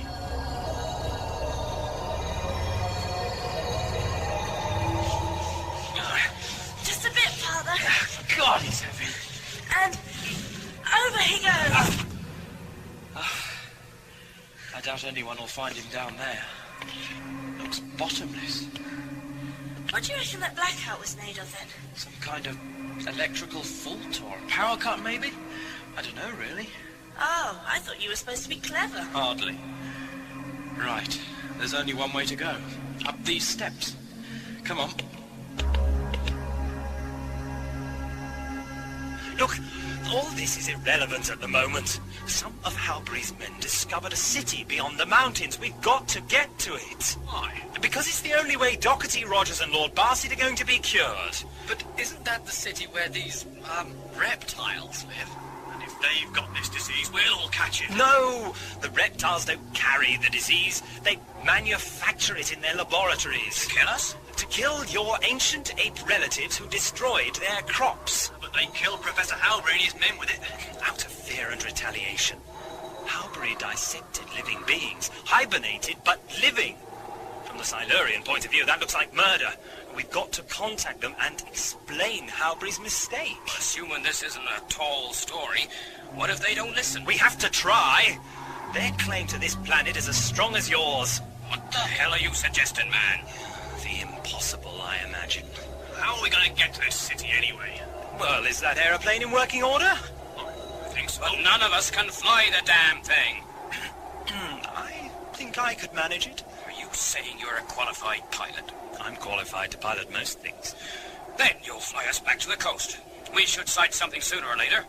I reckon that's the best chance for these three. Oh, you do? Better than landing them in the laps of some ungodly monsters. Or perhaps you'd like to cure them of the disease yourself, Captain Winters. Me? You've got just as much chance as your doctors back in civilization. They haven't even developed antibiotics yet. Anti-what, Doctor? What are you going on about now? Does it matter? Can't you just believe me? Damn it! What is it this time? Look! In God's name? Jesus Christ! Doctor, they look like that dead dinosaur we found. 10 or more and considerably less dead. They're coming this way. Rifles ready, lads! No! Look! Riding on their backs. I can't quite... Good Lord! They're not men, are they? Homo reptilia. Now's our chance to make contact. They tried to kill us with that disease. Now they've come to finish the job. No! I got one of them. Fell clean off his dinosaurus. God, what was that? Psychokinetic power from the reptilian's third eye. You're outgunned, Captain. These are the creatures you wanted us to talk with? You fired the first shot. Get that plane going, man. We've got to get out of here. But perhaps it would be best, Doctor. Under the circumstances. Open fire, gentlemen!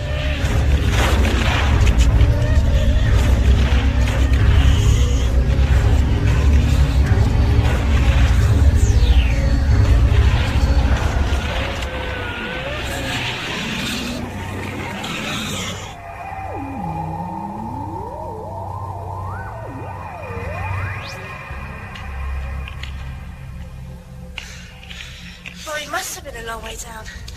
How's your ankle? Not too bad. Mind over matter. The doctor would be proud of me. Do you think they're all right up there? I don't know. They'll be certain we're dead, though. Come on. I think I can see another chamber up ahead. Right. Quiet. Do you reckon this is the way out? Back. Dehibernation of the outer districts is proceeding well. We must press for increased power. We can't go that way, Harriet. Harriet? Psst, through here. Come on, hurry up. I think I'm stuck. This isn't a doorway, it's a crack in the wall. How did you get through? Brute force. Want some? Ow! Shh! You're through, aren't you? Stop complaining. Nearly pulled my arm off. Let's go see what we've got here then. Look out!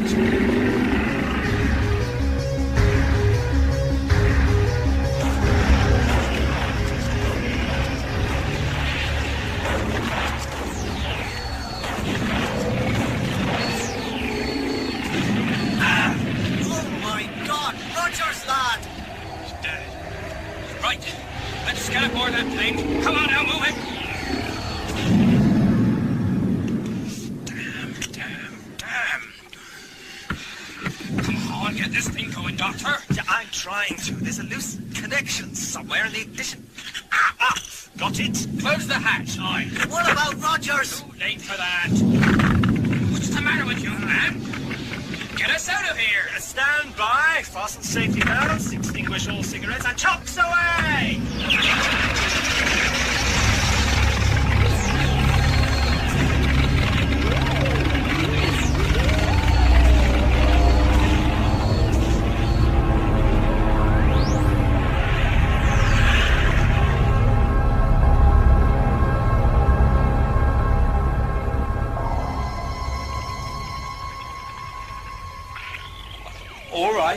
All right.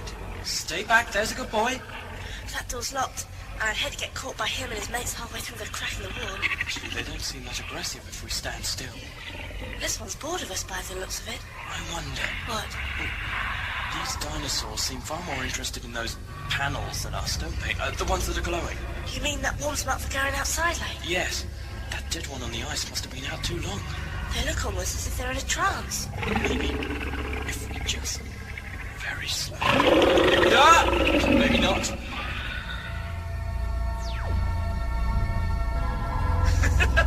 I'm quite enjoying this. I trust you intend flying us in the right direction, Doctor. Oh, we're not going to start arguing about that again, are we?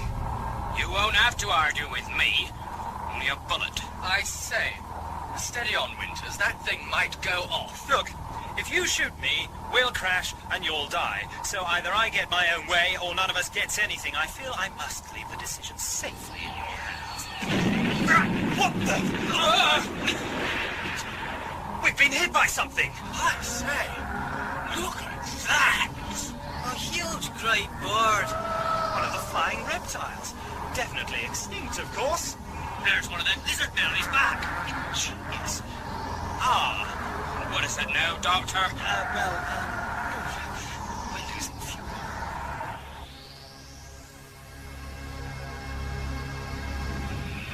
It's no good, they won't even let us move. We have to go back the way we came. Shut up, will you? Someone will hear you.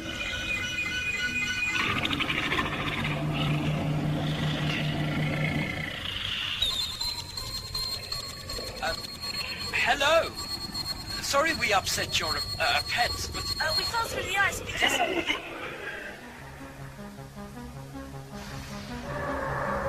More of the damn things! Quite a squadron. Or flock, gaggle, perhaps. No! They've been to blow us out of the skies, damn monsters! Felt more like a warning shot to me. You're right. They're forcing us down. Hunt on the mountains!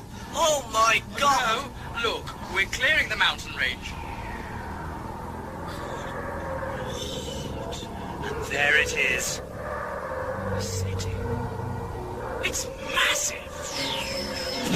No doubt about it. They want us to land.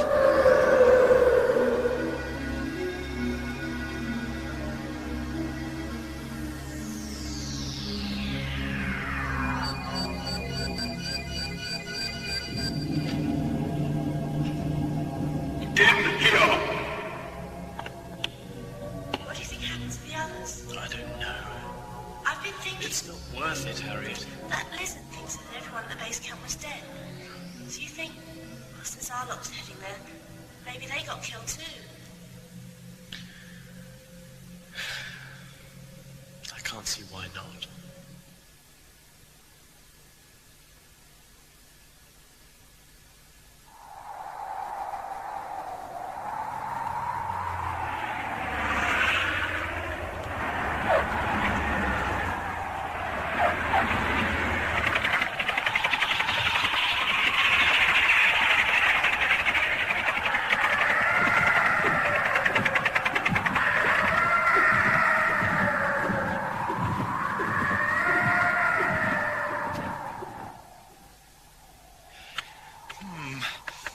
Certainly a bit low. Captain, they've got us surrounded. I can see them all round. I suggest you arm yourself, Doctor. For what purpose? Are we about to sacrifice ourselves in winter's last stand?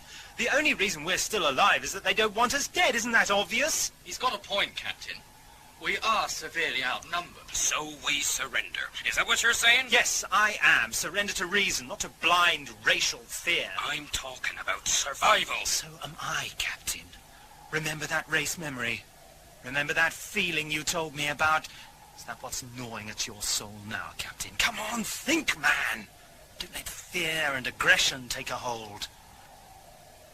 Aye. Well, then we go out and throw our weapons down. Oh, but sir, we can't... You'll do as you're ordered, Mr. Harmon. Aye, sir. It's the only way, Alec. No sudden moves, please. One of them's dismounting. Look, he's coming over here. This might be a good time to drop your guns, gentlemen. Aye. Doggedy, that man? I don't like the look of that thing, sir. I mean, they killed Rogers, didn't they? Drop it, man. Mr. Doherty. You will be taken into our city. Move! Doherty, for the last time. Please stop! Help me with him, Mr. Harmon. Aye, sir. He will leave his weapon here. Yes, he's very disturbed. Frightened. He won't... You will enter.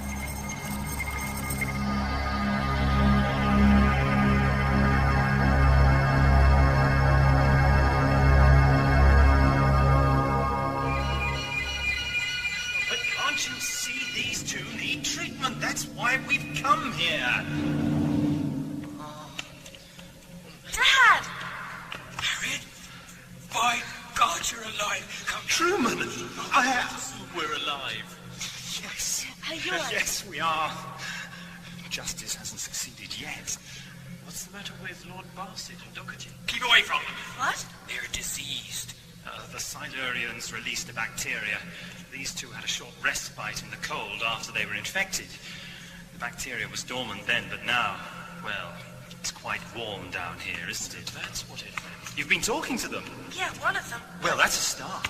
Then you know that if it hadn't been for a fluke of nature, they'd have been the dominant species on Earth. Yes. Silurians, you say? No, not exactly. Homo reptilia is more accurate. Doctor. Any chance of... Just hold on, Lord Barsett. Keep fighting it as best you can. That's right, your lordship. The will to survive can be a powerful thing. Don't give up now. You too, Doherty, lad. Hi, Captain. Aye to you, sir. The Silurians will want to talk to us soon, I'm sure of it.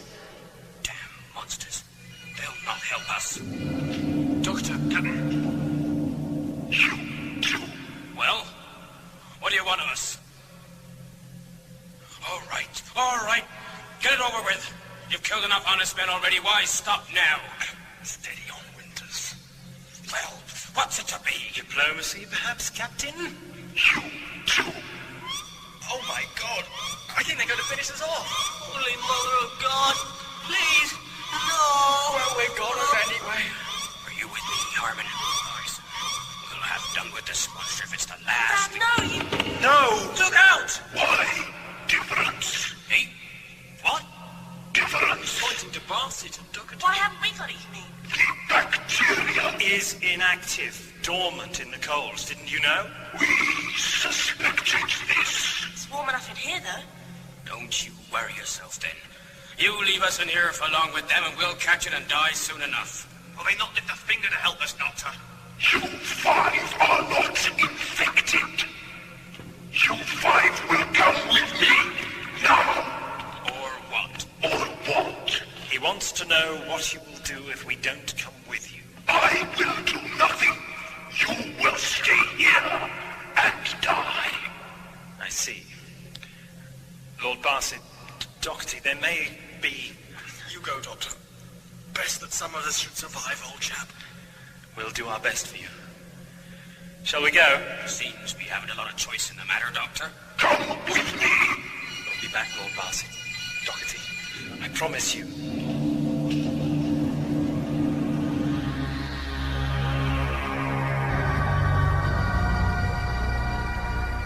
Where are the captured apes now, humans? They are a higher development, E-Press. The scientist Mocha is to question them. They are of no value to us. They should be dissected like the others. Mocha questions them at my instruction. We have learned all we can from experimentation. Then kill them. It is my decision that they live. Your duty to accept that. We must know more of what has become of our world. Our world, yes. When we restore our city to its former glory, we will rule this world again.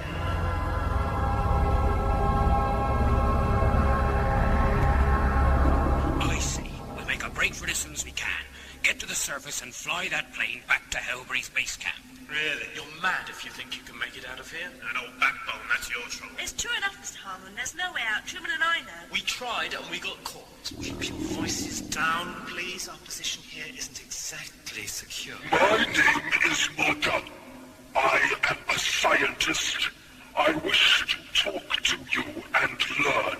You'll learn nothing from us. Professor Howberry was a scientist, and look what you did to him. My instructions have changed. Oh, I see. I'm a scientist. What do you want to learn? I will talk with you. What are you going to tell him? Remember, we need a cure for Barsett and Doherty, and I don't know about you, but I'd rather like to get out of here alive. You, the tall one, stop talking and come with me. After you. Now what? I hope your friend's as clever as he makes out. There were guards on those doors. Not much chance of escape. Well, I never. But What have we here, then? Your radio set. Ours and Howberry's. and a lot of fancy scientific I stuff. certainly don't believe in throwing things away. That's right, boy. So, if they saved all this paraphernalia, And our guns could well be here somewhere. which would mean we'd be in with a fighting chance.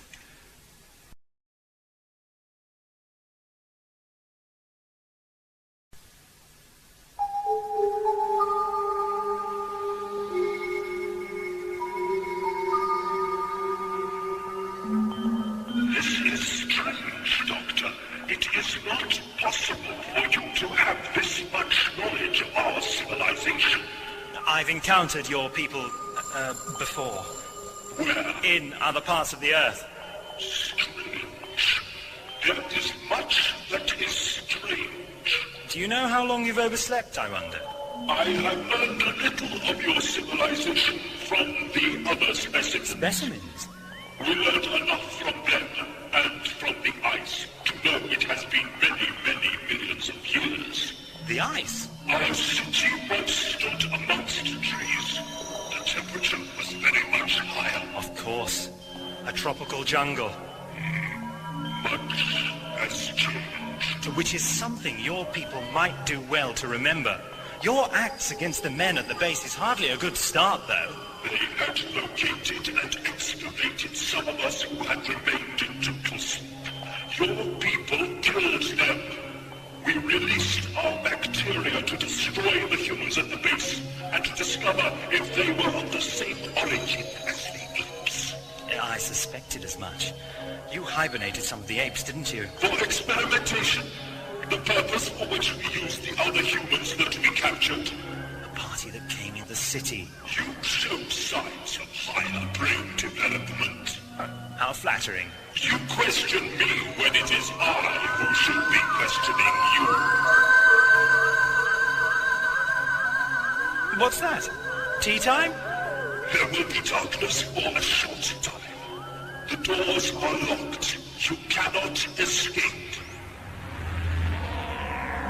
Here, what's going on? I can't see a damn thing. Truman? Yes, I know. It's just like before. Something to do with those power lines, I think. Now you will tell me of your civilization. Aren't you going to tell me what all that was? No more questions. The other humans were irrational, fearful. They could not or would not talk coherently. The race memory. You're a deeply disturbing murmur of their primeval past, you know. I've seen signs of that unreasoning fear in my friends. Answer the question. My civilization? Not much point. They're all dead now. I do not understand. You are lying. No. You see, you're assuming I'm human. I'm afraid appearances can be deceptive. If you are not human... I'm from a planet a long way from here. The trouble is, I think I'm stranded now. The work of one of your submarine dinosaurs, I imagine. If you do see a plesiosaur with a sort of blue box in its mouth... I warn you, deception will only lead to death. Death? Isn't that what you have planned for humanity anyway? There's 2 men dying of your filthy disease in a cell and you're doing nothing to save them. Why should I tell you anything? I see that you are beyond reason. This planet is dominated by humanity now. The human race hasn't reached its full destructive potential as yet, but it's well on course. far enough down that road to enter into genocidal conflict with you, if you should so wish it. Does that answer your questions? Then humanity will seek to destroy us. I'd like to think otherwise, but I'd be deceiving myself. With weapons like these? These guns are just the tip of the iceberg. They are protected by a force shield. You may not touch them. I've no wish to, but the humans have bigger guns than these. Bombs, battleships, and they won't hesitate to use them if they feel threatened. You said you have encountered our species before. We have been unable to make contact with any of the other hibernation units. Well, they're still asleep. I hate to complicate the issue, but I'm a time traveler as well as an alien. I've met your people in the future.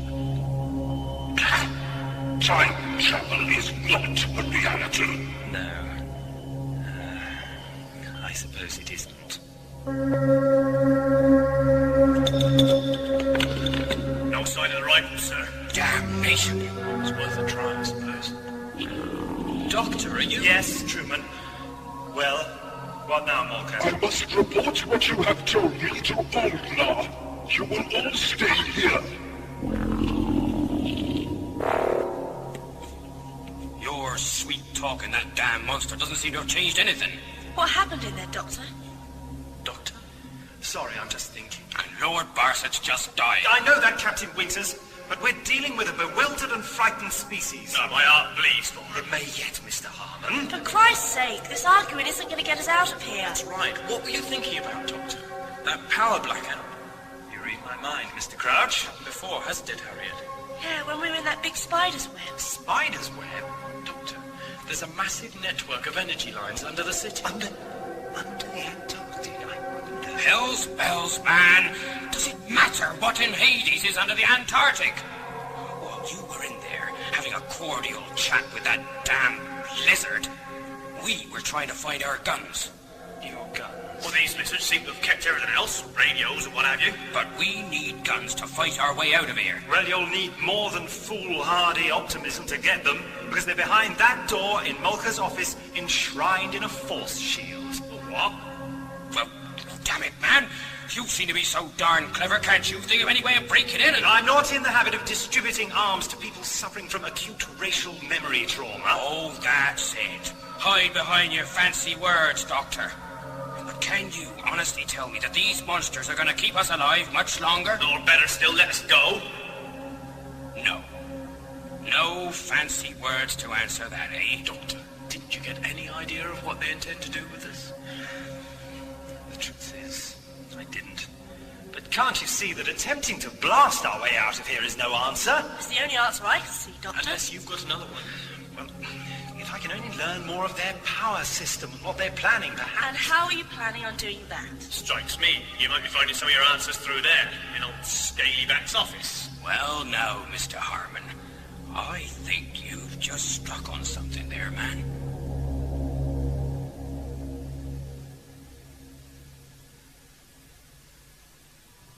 And what of the other humans, Mocha?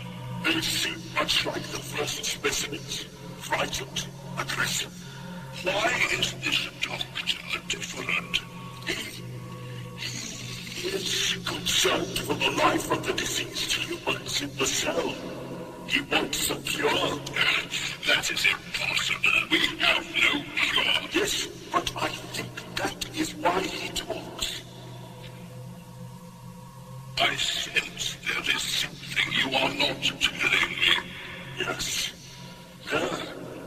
There are strange things that he says. Impossible things.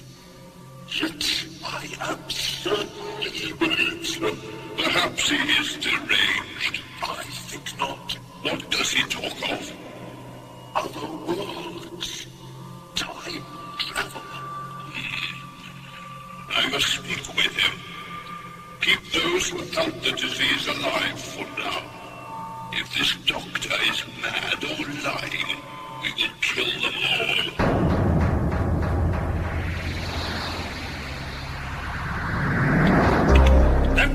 As I thought, flanked by some like electromagnetism, no doubt released by their third eye. Then we can't get in there.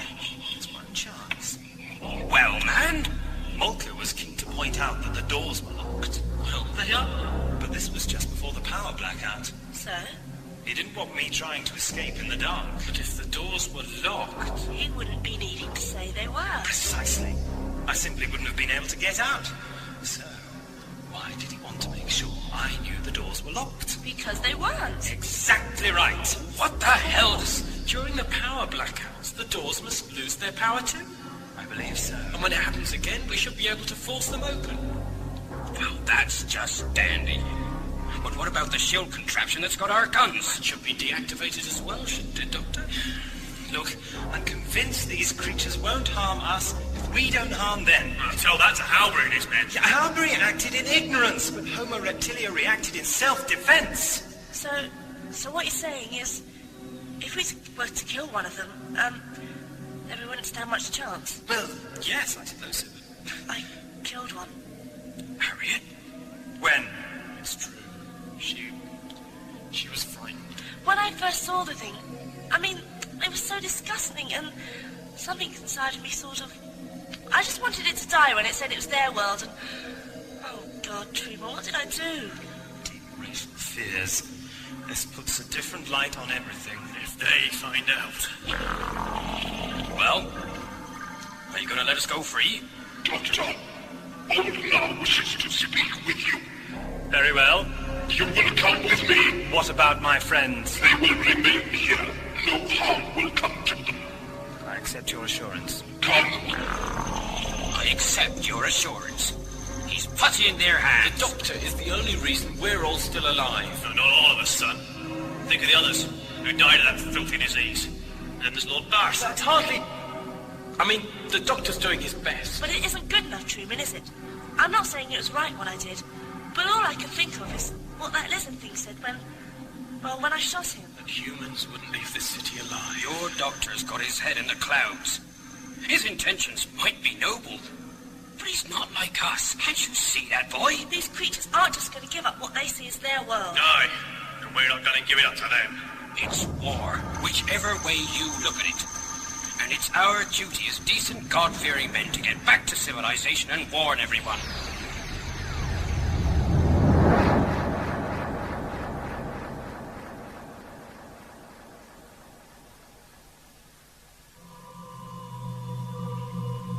Humans will not be able to destroy us. Don't underestimate them, Old Nar. Our civilization will rule this planet again. Come with me. Where are you taking me? Mocha, accompany us. Very well, Old Nar.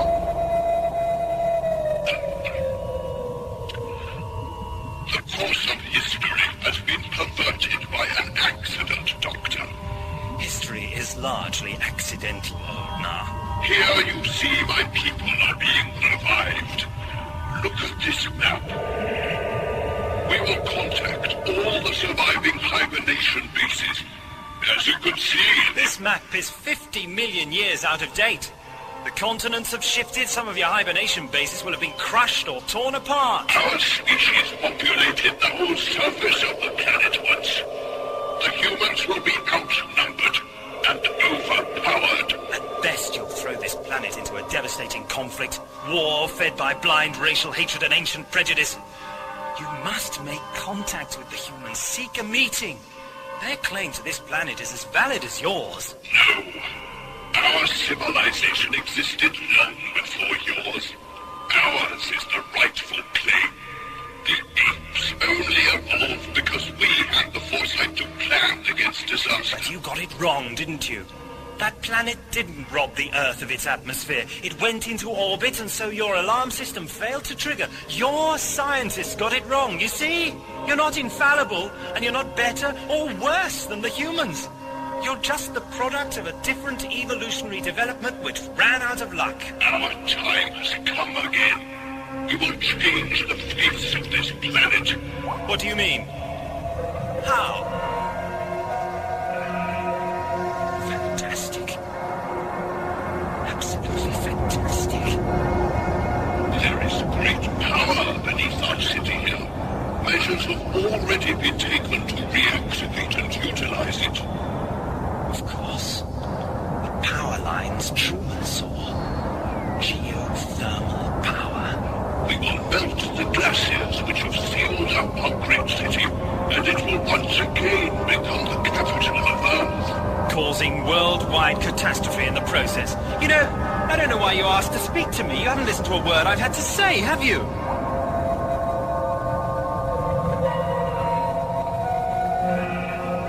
I have listened to your words, Doctor. I even believe it possible that your intentions are honest. But whether it is true or not that you are an alien, it is clear that you are not representative of human behavior. We must judge humans by the fear and aggression they have exhibited. Your conciliatory, rational approach seems unique in our experience. Is that not so, Morgan? That is so, Hulka. Your warnings of human aggression and firepower have also not gone unheeded. We will be cautious now. The tests to reactivate the energy beneath the city are only half completed.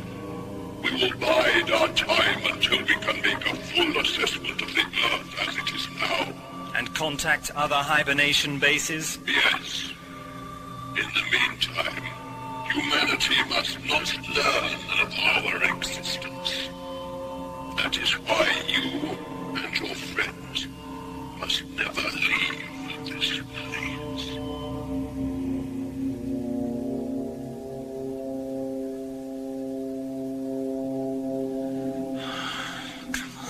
Doctor, where are you?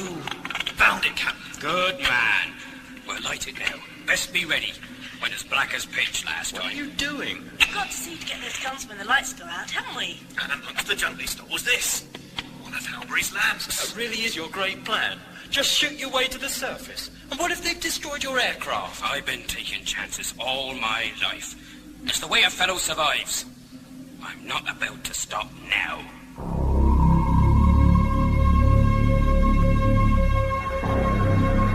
No, Doctor. That is impossible. We have no cure for the disease. It was never necessary to cure it. You're asking us to cooperate with you, yet you offer nothing in return. I offer you your lives. Won't you even give me the facilities to find a cure?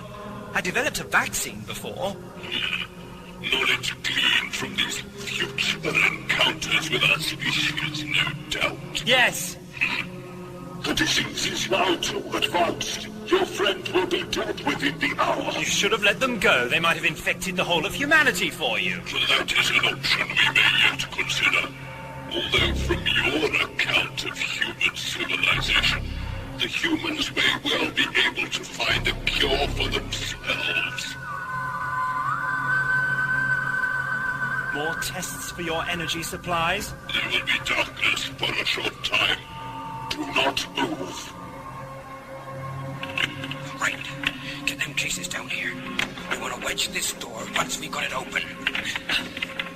There. That's it. There she goes. Hand me the lamp. Truman, take this. Well, let's get the damn thing open. Force! Come on! It's giving!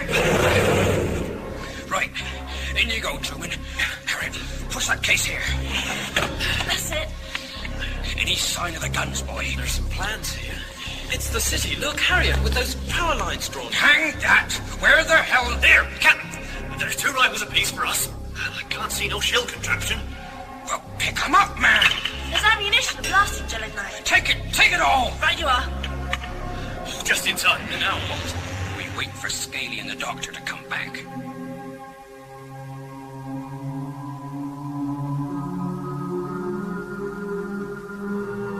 Take him back to your laboratory, Mocha. I must have more detailed behavioral, geographical, and military knowledge of the humans. Very well. Come, Doctor. I thought I told you enough. Communication from the leader's chamber from the place of reverence. Speak. Repairs to damaged power lines in this area have been completed. This is a routine maintenance report. Why trouble me with this? We have discovered a body. One of the humans. No, one of our people. Killed by one of the humans' projectile weapons.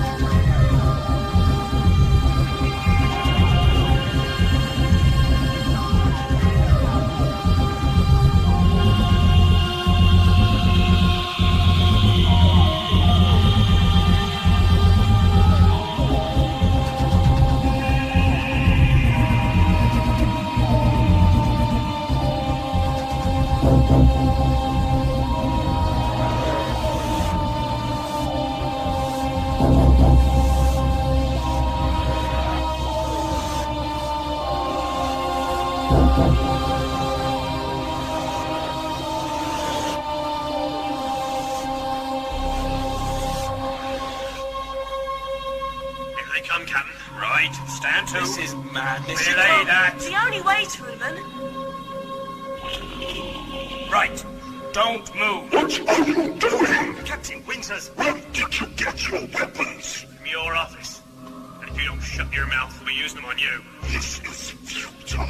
I couldn't agree more. Listen to him. Truman, surely you're not part of... No, but they forced Both of you, shut up and get over here. Truman, please. And these are the creatures you wish us to negotiate with, Doctor. Captain Winters, Harmon, Harriet, put down the guns. Do we have to kill you too? What? Walker, no! You damn monsters!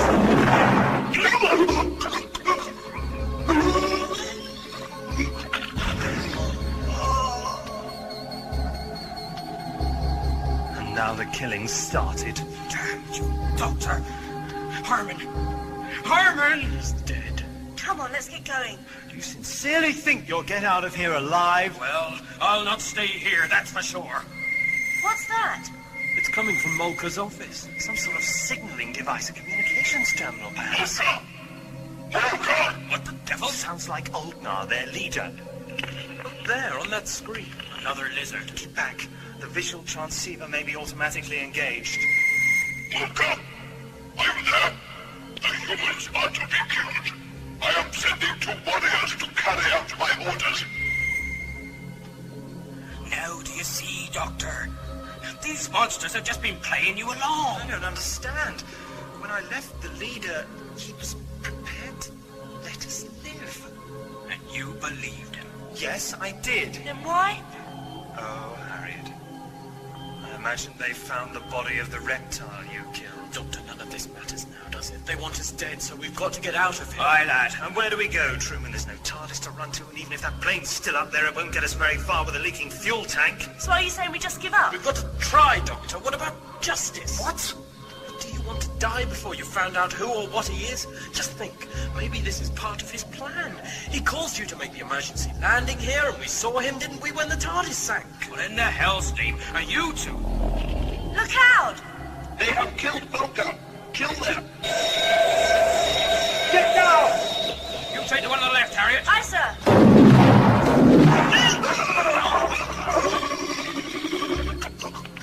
Let's get out of here. We'll never get to the surface. I've had enough of this. You can stay here. Will you just listen to me? When they discover those 3 dead, they'll block all routes to the surface. How do we find another way out? What we really need, ideally, is another power blackout of amply generous duration. That wouldn't cause too much alarm. The city's used to the odd blackout, after all. There's a map of the city on Molkar's desk with all those power lines drawn on it.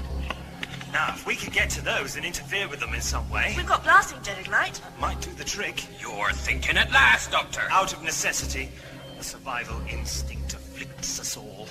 Let's have a look. The power lines are shown down here.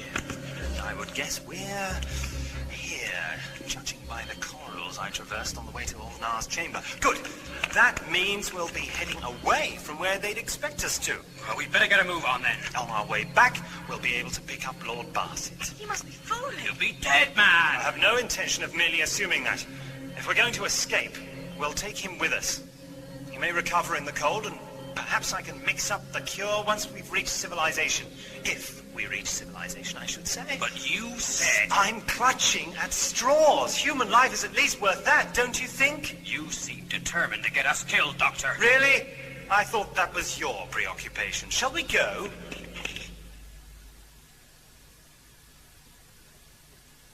I cannot contact Molkar's office, and I have received no report from the warriors I sent to kill the humans. We will investigate immediately.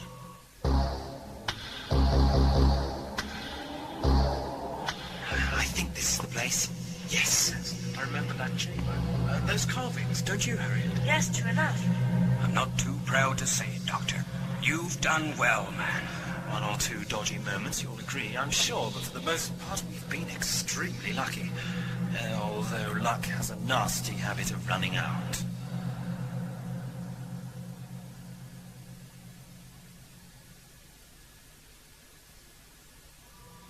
The humans cannot be found, Ulnar. That is impossible. Have you blocked all routes to the surface? Warriors are standing guard at all surface exit points. These humans are devious. It does not matter. They will not live long. It's absolutely incredible. Miles of power lines interconnecting parts of the city and the surface. They could really do it. Melt the Antarctic wastes with geothermal power. Is that their plan? Phase 1, I imagine. I've checked. Nobody about. What's the plan? This is more than your race has achieved. Our race? The plan?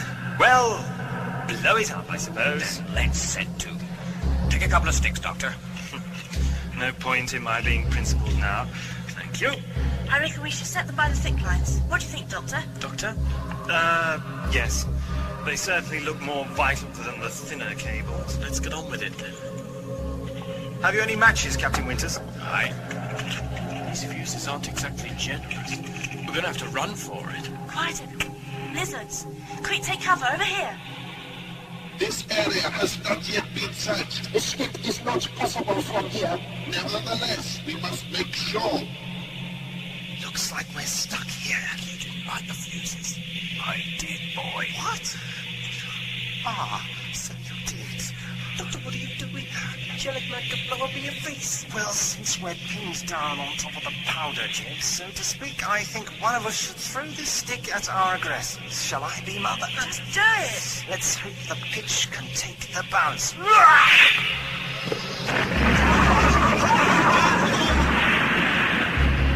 LBW, I should say. Shall we run for our lives? Come on!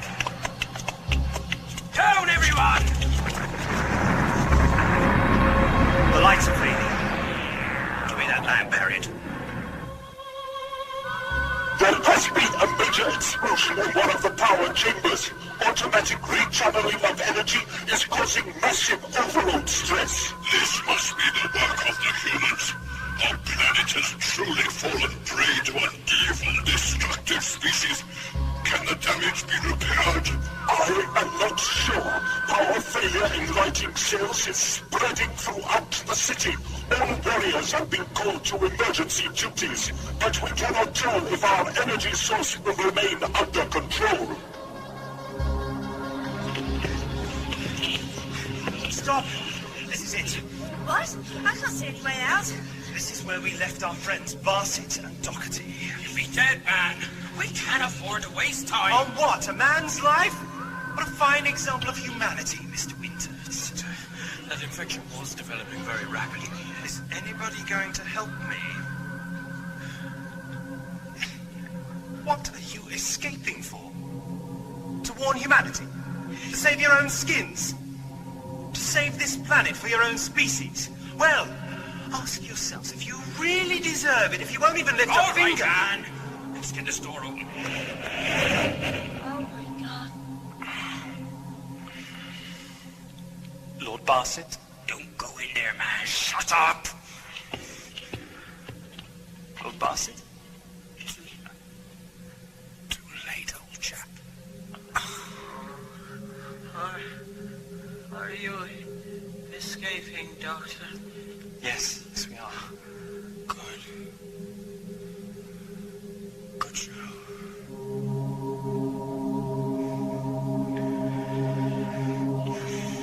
Anyone want to say I told you so? Let's get out of here.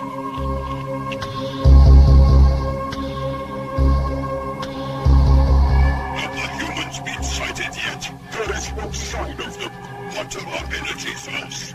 A build-up of heat energy is traveling towards the surface. Will it melt the glaciers? It seems more likely it will cause a massive explosion in the western area of the city. Evacuate that area immediately.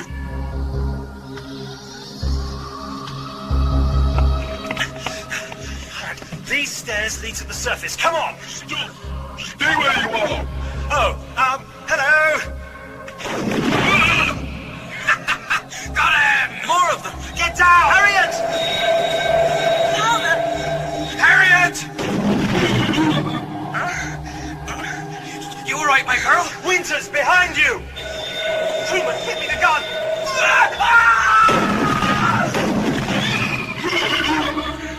Harriet, are you all right? Harriet? Father! He's dead, Harriet. I knew this was suicide. Get her on her feet, Truman. We've come this far. Come on.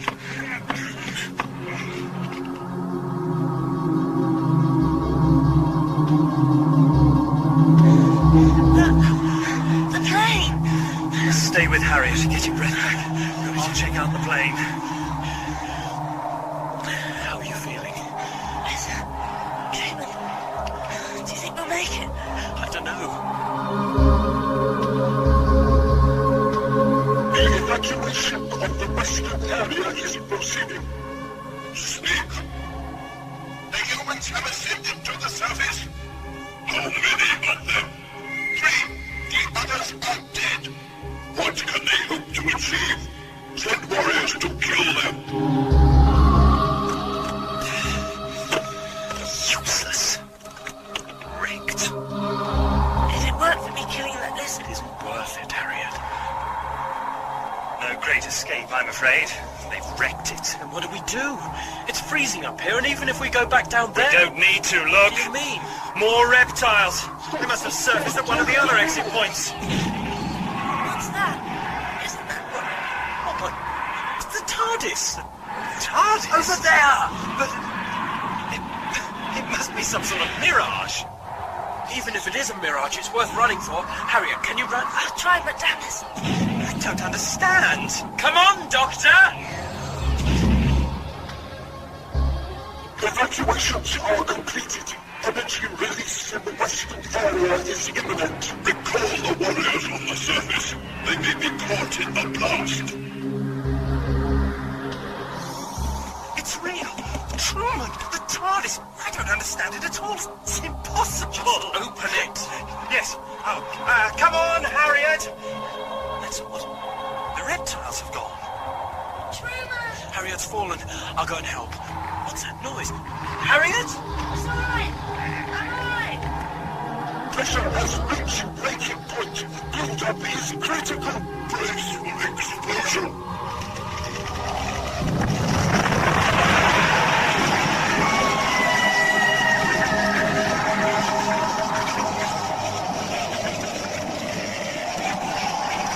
Harriet! What's going on? Result of our handiwork, Mr. Crouch. Quickly, into the TARDIS. She's gone, Truman. The systems are all repaired. I don't believe it.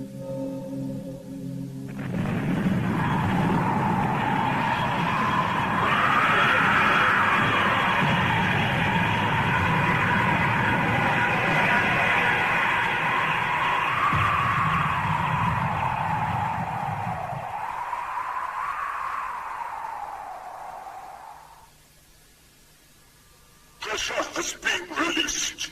The humans will be dead.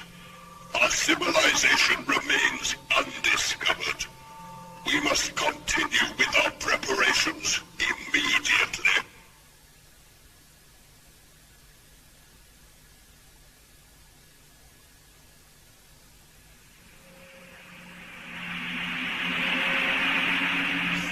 Death. Death. And more death. A macabre endurance test. So, what's it all about? Justice. He brought us here, he took the TARDIS so we were stuck here, then he brought it back. Which makes no sense at all. That's right. Look! On the screen. Him again. What are you going to do? This time, nothing. He'll not lead me a merry dance again. What's going on? It's as if the scanner screen is being ripped apart. No, look! Shapes being torn into its surface. Not just shapes. Letters. Justice will be so. Again? This is getting a little tiresome. At least he's gone. Not for long, I'll warrant.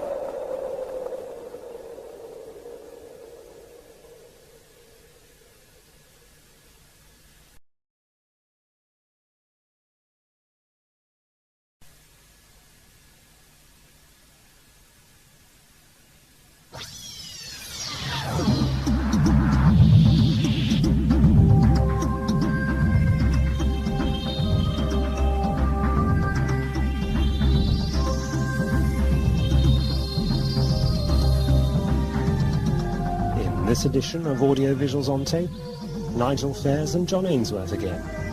Gary Russell previews the last stories of Season 4 and looks at some of your letters.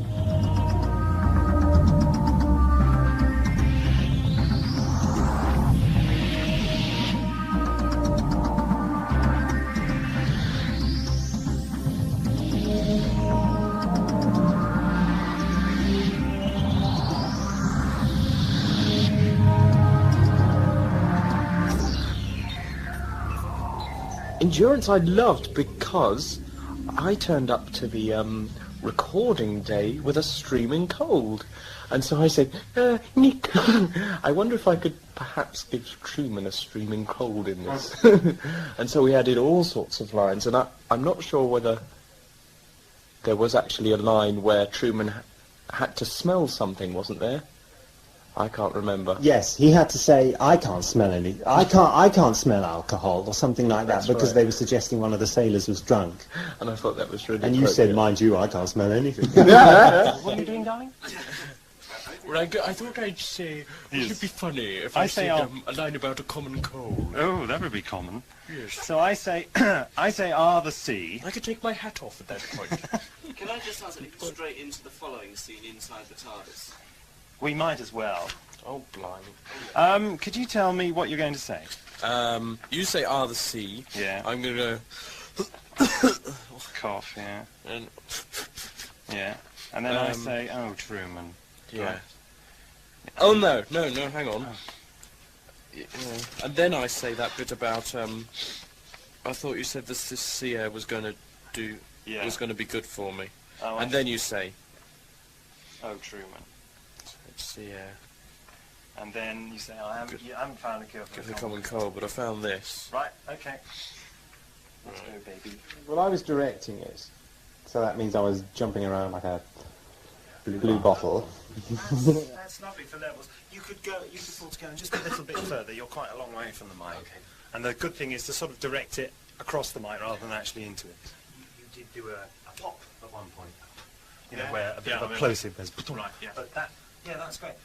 There are just a few things, because of course you weren't here listening. No. But, I mean, I just thought of... the thing is about, you know, Lord Barset. It's, he says Lord Barset's coming, so it's kind of... Oh, no.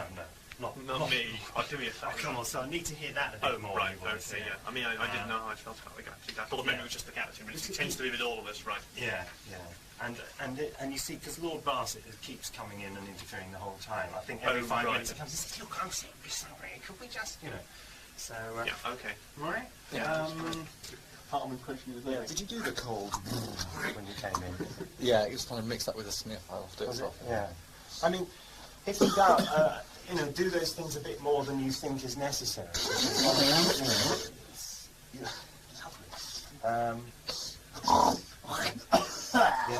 you really need to make a thing, because when you come in through the door, will hear all the clunk and the... You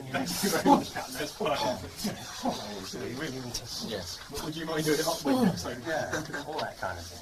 I mean, the thing is, you suddenly realise that, unbeknown to you, the script is absolutely chock-a-block with suggestive remarks. Yeah, I mean, because basically actors are well renowned for being foul-minded, and anything that sounds remotely like a dirty joke they're going to pick up on, basically. An energy particular. This is it, you see.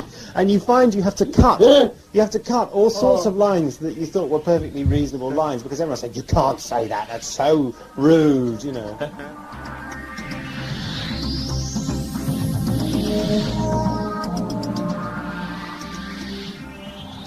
So now, Gary, it's over to you. What about the rest of the season after this? After what?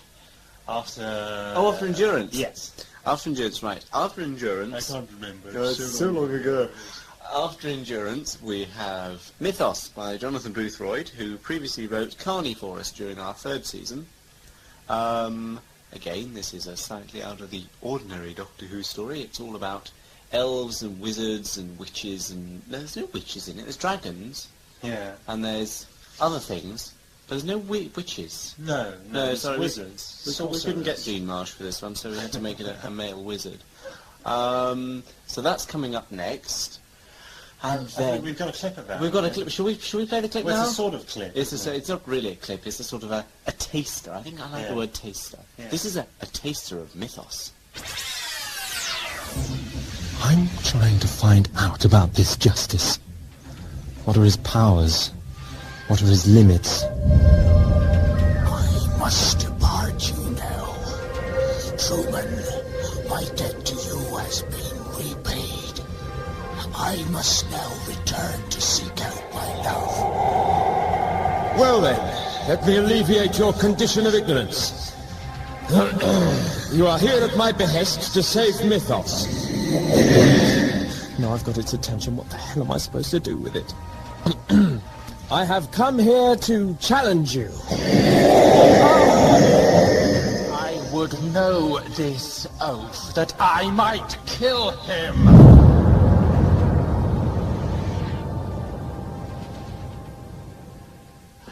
So, that was the trailer for Mythos. Sitting beside me right now is John Ainsworth, who you heard earlier talking about Askren, but he's also directed Mythos. John, How did you come to direct it? Because it was supposed to be directed by Bill Baggs, the Who former used to be producer, yes, and he had to go to Birmingham, so he couldn't direct it because we were in London. So we couldn't find anyone else, that I eventually did. Absolute desperation, I have to tell you. Did you enjoy it? It's your first bash at directing, isn't it? Yes, I did want to direct one, and although I hadn't expected to direct Mythos, nor was it perhaps the one I would have chosen to direct, yet I did quite enjoy doing it. Was there anything particularly difficult about it, that when you looked at the script you thought, oh my god, how am I going to do this? Yes, because it was a sort of Lord of the Rings fantasy epic. There were various creatures in it, such as unicorns and dragons and other fantastic creatures, all of which have to have different voice effects, which, although they aren't done at the time, you have to bear in mind when you're recording it. So they're recorded on separate microphones to other people, so that they can have different voice effects when it's edited. So that was an added thing to think about. Did you, for this script, get any input or help from the writer, Jonathan Boothroyd? Well, when the script was delivered, we decided that it did need quite a lot of changes made to it. So, because he doesn't live in London, we sent the script back to him with various notes scrawled all over it. The script was then returned to us with not exactly rewrites in it, but sort of affirmatives to most of what we'd written, so most of the rewrites were done by myself, with help from other members of the production team.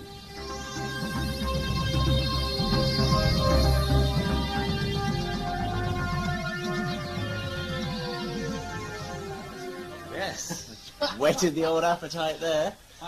So after that, it's two old favourites teaming up together, Arthur Wallace and Samuel Flint, who The between old them, troopers. yes, have done sort of Daleks. They've done Daleks. They've done Cybermen. They invented, well, they didn't. Arthur invented Conglomerate and Cuthbert, and Mr. Posidor. And Mr. Posidor. And the reason we mention Mr. Posidor, who is a Secret of Nematoda, for those of you who haven't bought it, go out and buy it now, is because Mr. Posidor and Cuthbert and one or two other interesting things from the past of audiovisuals will all materialise together in Subterfuge, which comes after Mythos, as I think we've already said. Yeah. And here's a clip of that doesn't give anything away at all. Right. We're all now inside a molecular protection bubble.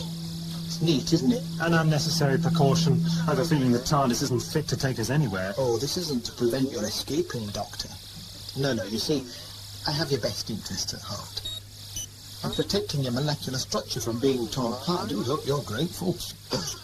Now, what we have here is a computer-controlled environment. Not exactly an irrelative enclave, but certainly a good deal more controllable. See, I told you it didn't give anything away, did it? In fact, it sounded just like, it could have been any audiovisual story, couldn't it? I have to say that I read the script and I've heard the play and I still don't understand what's going on. But there we go. It's perfectly simple. It's very simple, and so am I.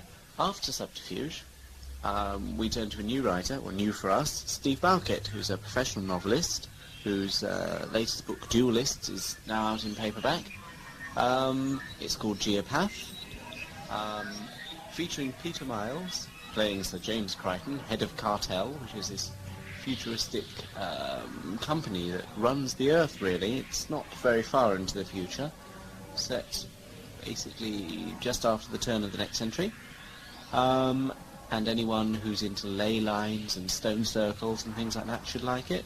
We're actually recording Geopath this week, aren't we? We are indeed. In fact, we're rehearsing tomorrow night. Rehearsing tomorrow, recording the first bit on Wednesday. The interesting thing about Geopath from a production point of view, which I should probably save to the Geopath tape, but there might not be room on that, is that it's an interesting little experiment in sort of parallel narratives, and the Doctor perhaps, as in Deadfall, not having such a large part in the proceedings and letting the characters and the stories progress, and watching the interference of Justyce causing more havoc. I get a lot of tea breaks in this. A lot of tea breaks. Yes. After Geopath, we're on to Justyce to round up the season. or round down the season rather. That's written by Mark Chappell, who's a newcomer to us, whose work you've seen perhaps in Starburst magazine. Oh, yes. He's a writer for them, which is how we met him. And he's turned up a script that is set on Justyce's home planet, involving a lot of little elements of a lot of our previous plays, sort of the universe we have created for audio-visuals. More than that, we can't really say, but it ends on a bang. Yes, a lot of people have been writing in and speculating about Justyce, haven't they? Absolutely, we've had some very interesting things. In fact, some of the ideas about who Justyce is are so interesting. We wish we thought of them before. some of them, we've in fact, I'm going to stop the tape and I'm going to go and get the letter. And here I am with the letters. First one's from Ian Mason of Dimmock in Gloucestershire. I wonder whether it's pronounced Dimmock or Dymock. Dymock. The planet Dymock. Well, Captain, I don't know. Right, and Ian Mason has a list of 1, 2, 3, 4, 5, 6, 7, 8, 9 possible suggestions for Justyce. Suggestion number 1. Greg. Do we think it's Greg?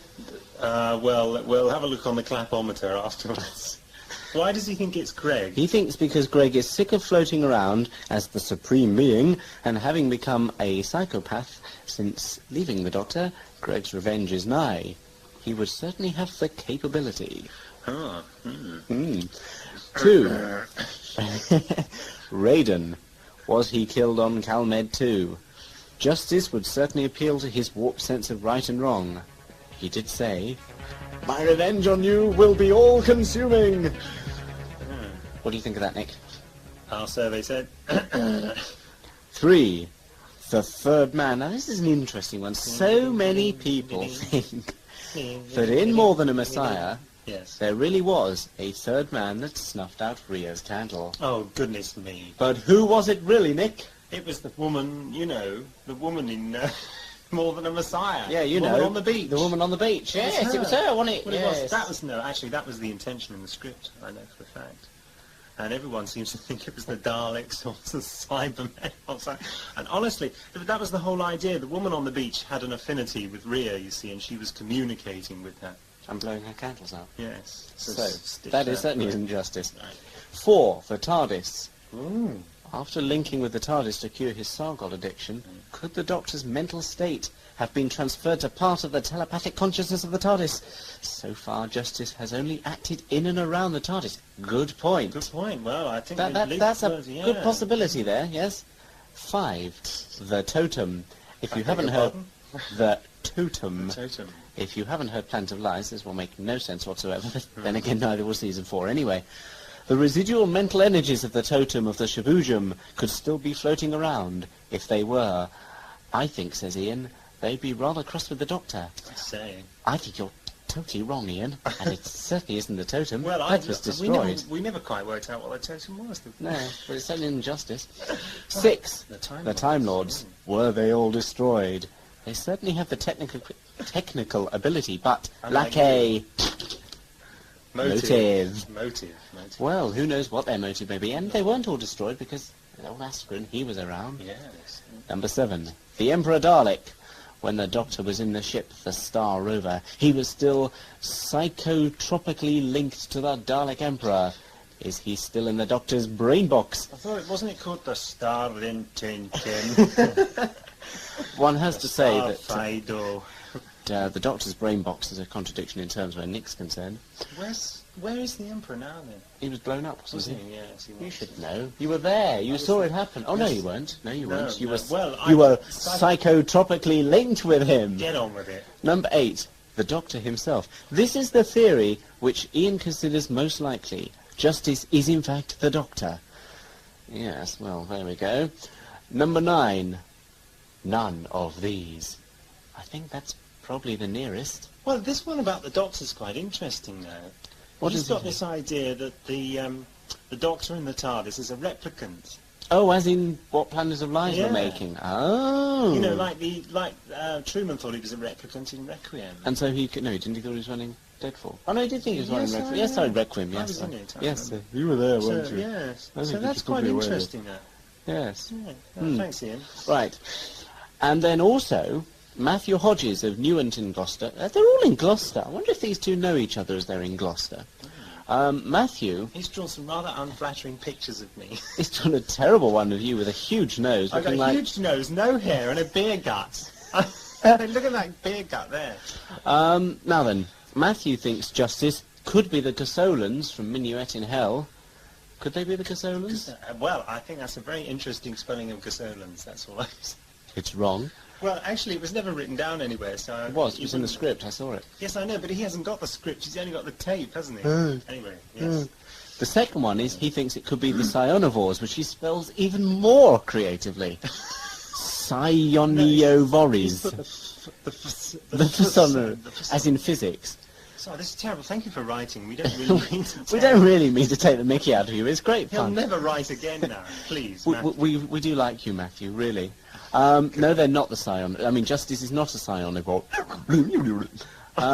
3, he's also got the That's idea... how we did that sound. It is, isn't it? Yes. He's also got the idea that it's something to do with the Time Lords. And the same with Ian. He's totally wrong. Well, no, it's an intelligent guess. I mean, you know, it is... It's wrong. It could be. It's wrong. Keep a bit of mystery going. Oh, sorry, yes, mystery. It could be the Time Lords. Yeah. And 4, this one is certainly wrong. He says, we don't know yet, because we haven't decided for ourselves what will happen. He then has, cheeky monkey, easy way out, go bankrupt halfway through the season, and leave several hundred AV fans knocking their heads against the wall screaming, what in hell's name was Justyce?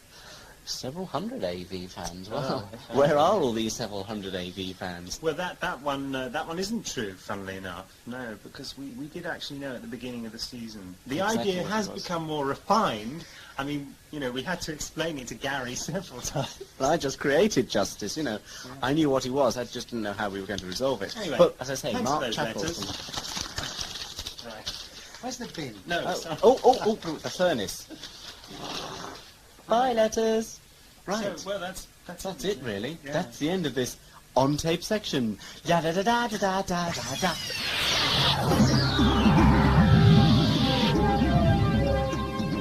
The makers of this program would like me to tell you that no letters sent to audio visuals find their way into the bin, or indeed the furnace.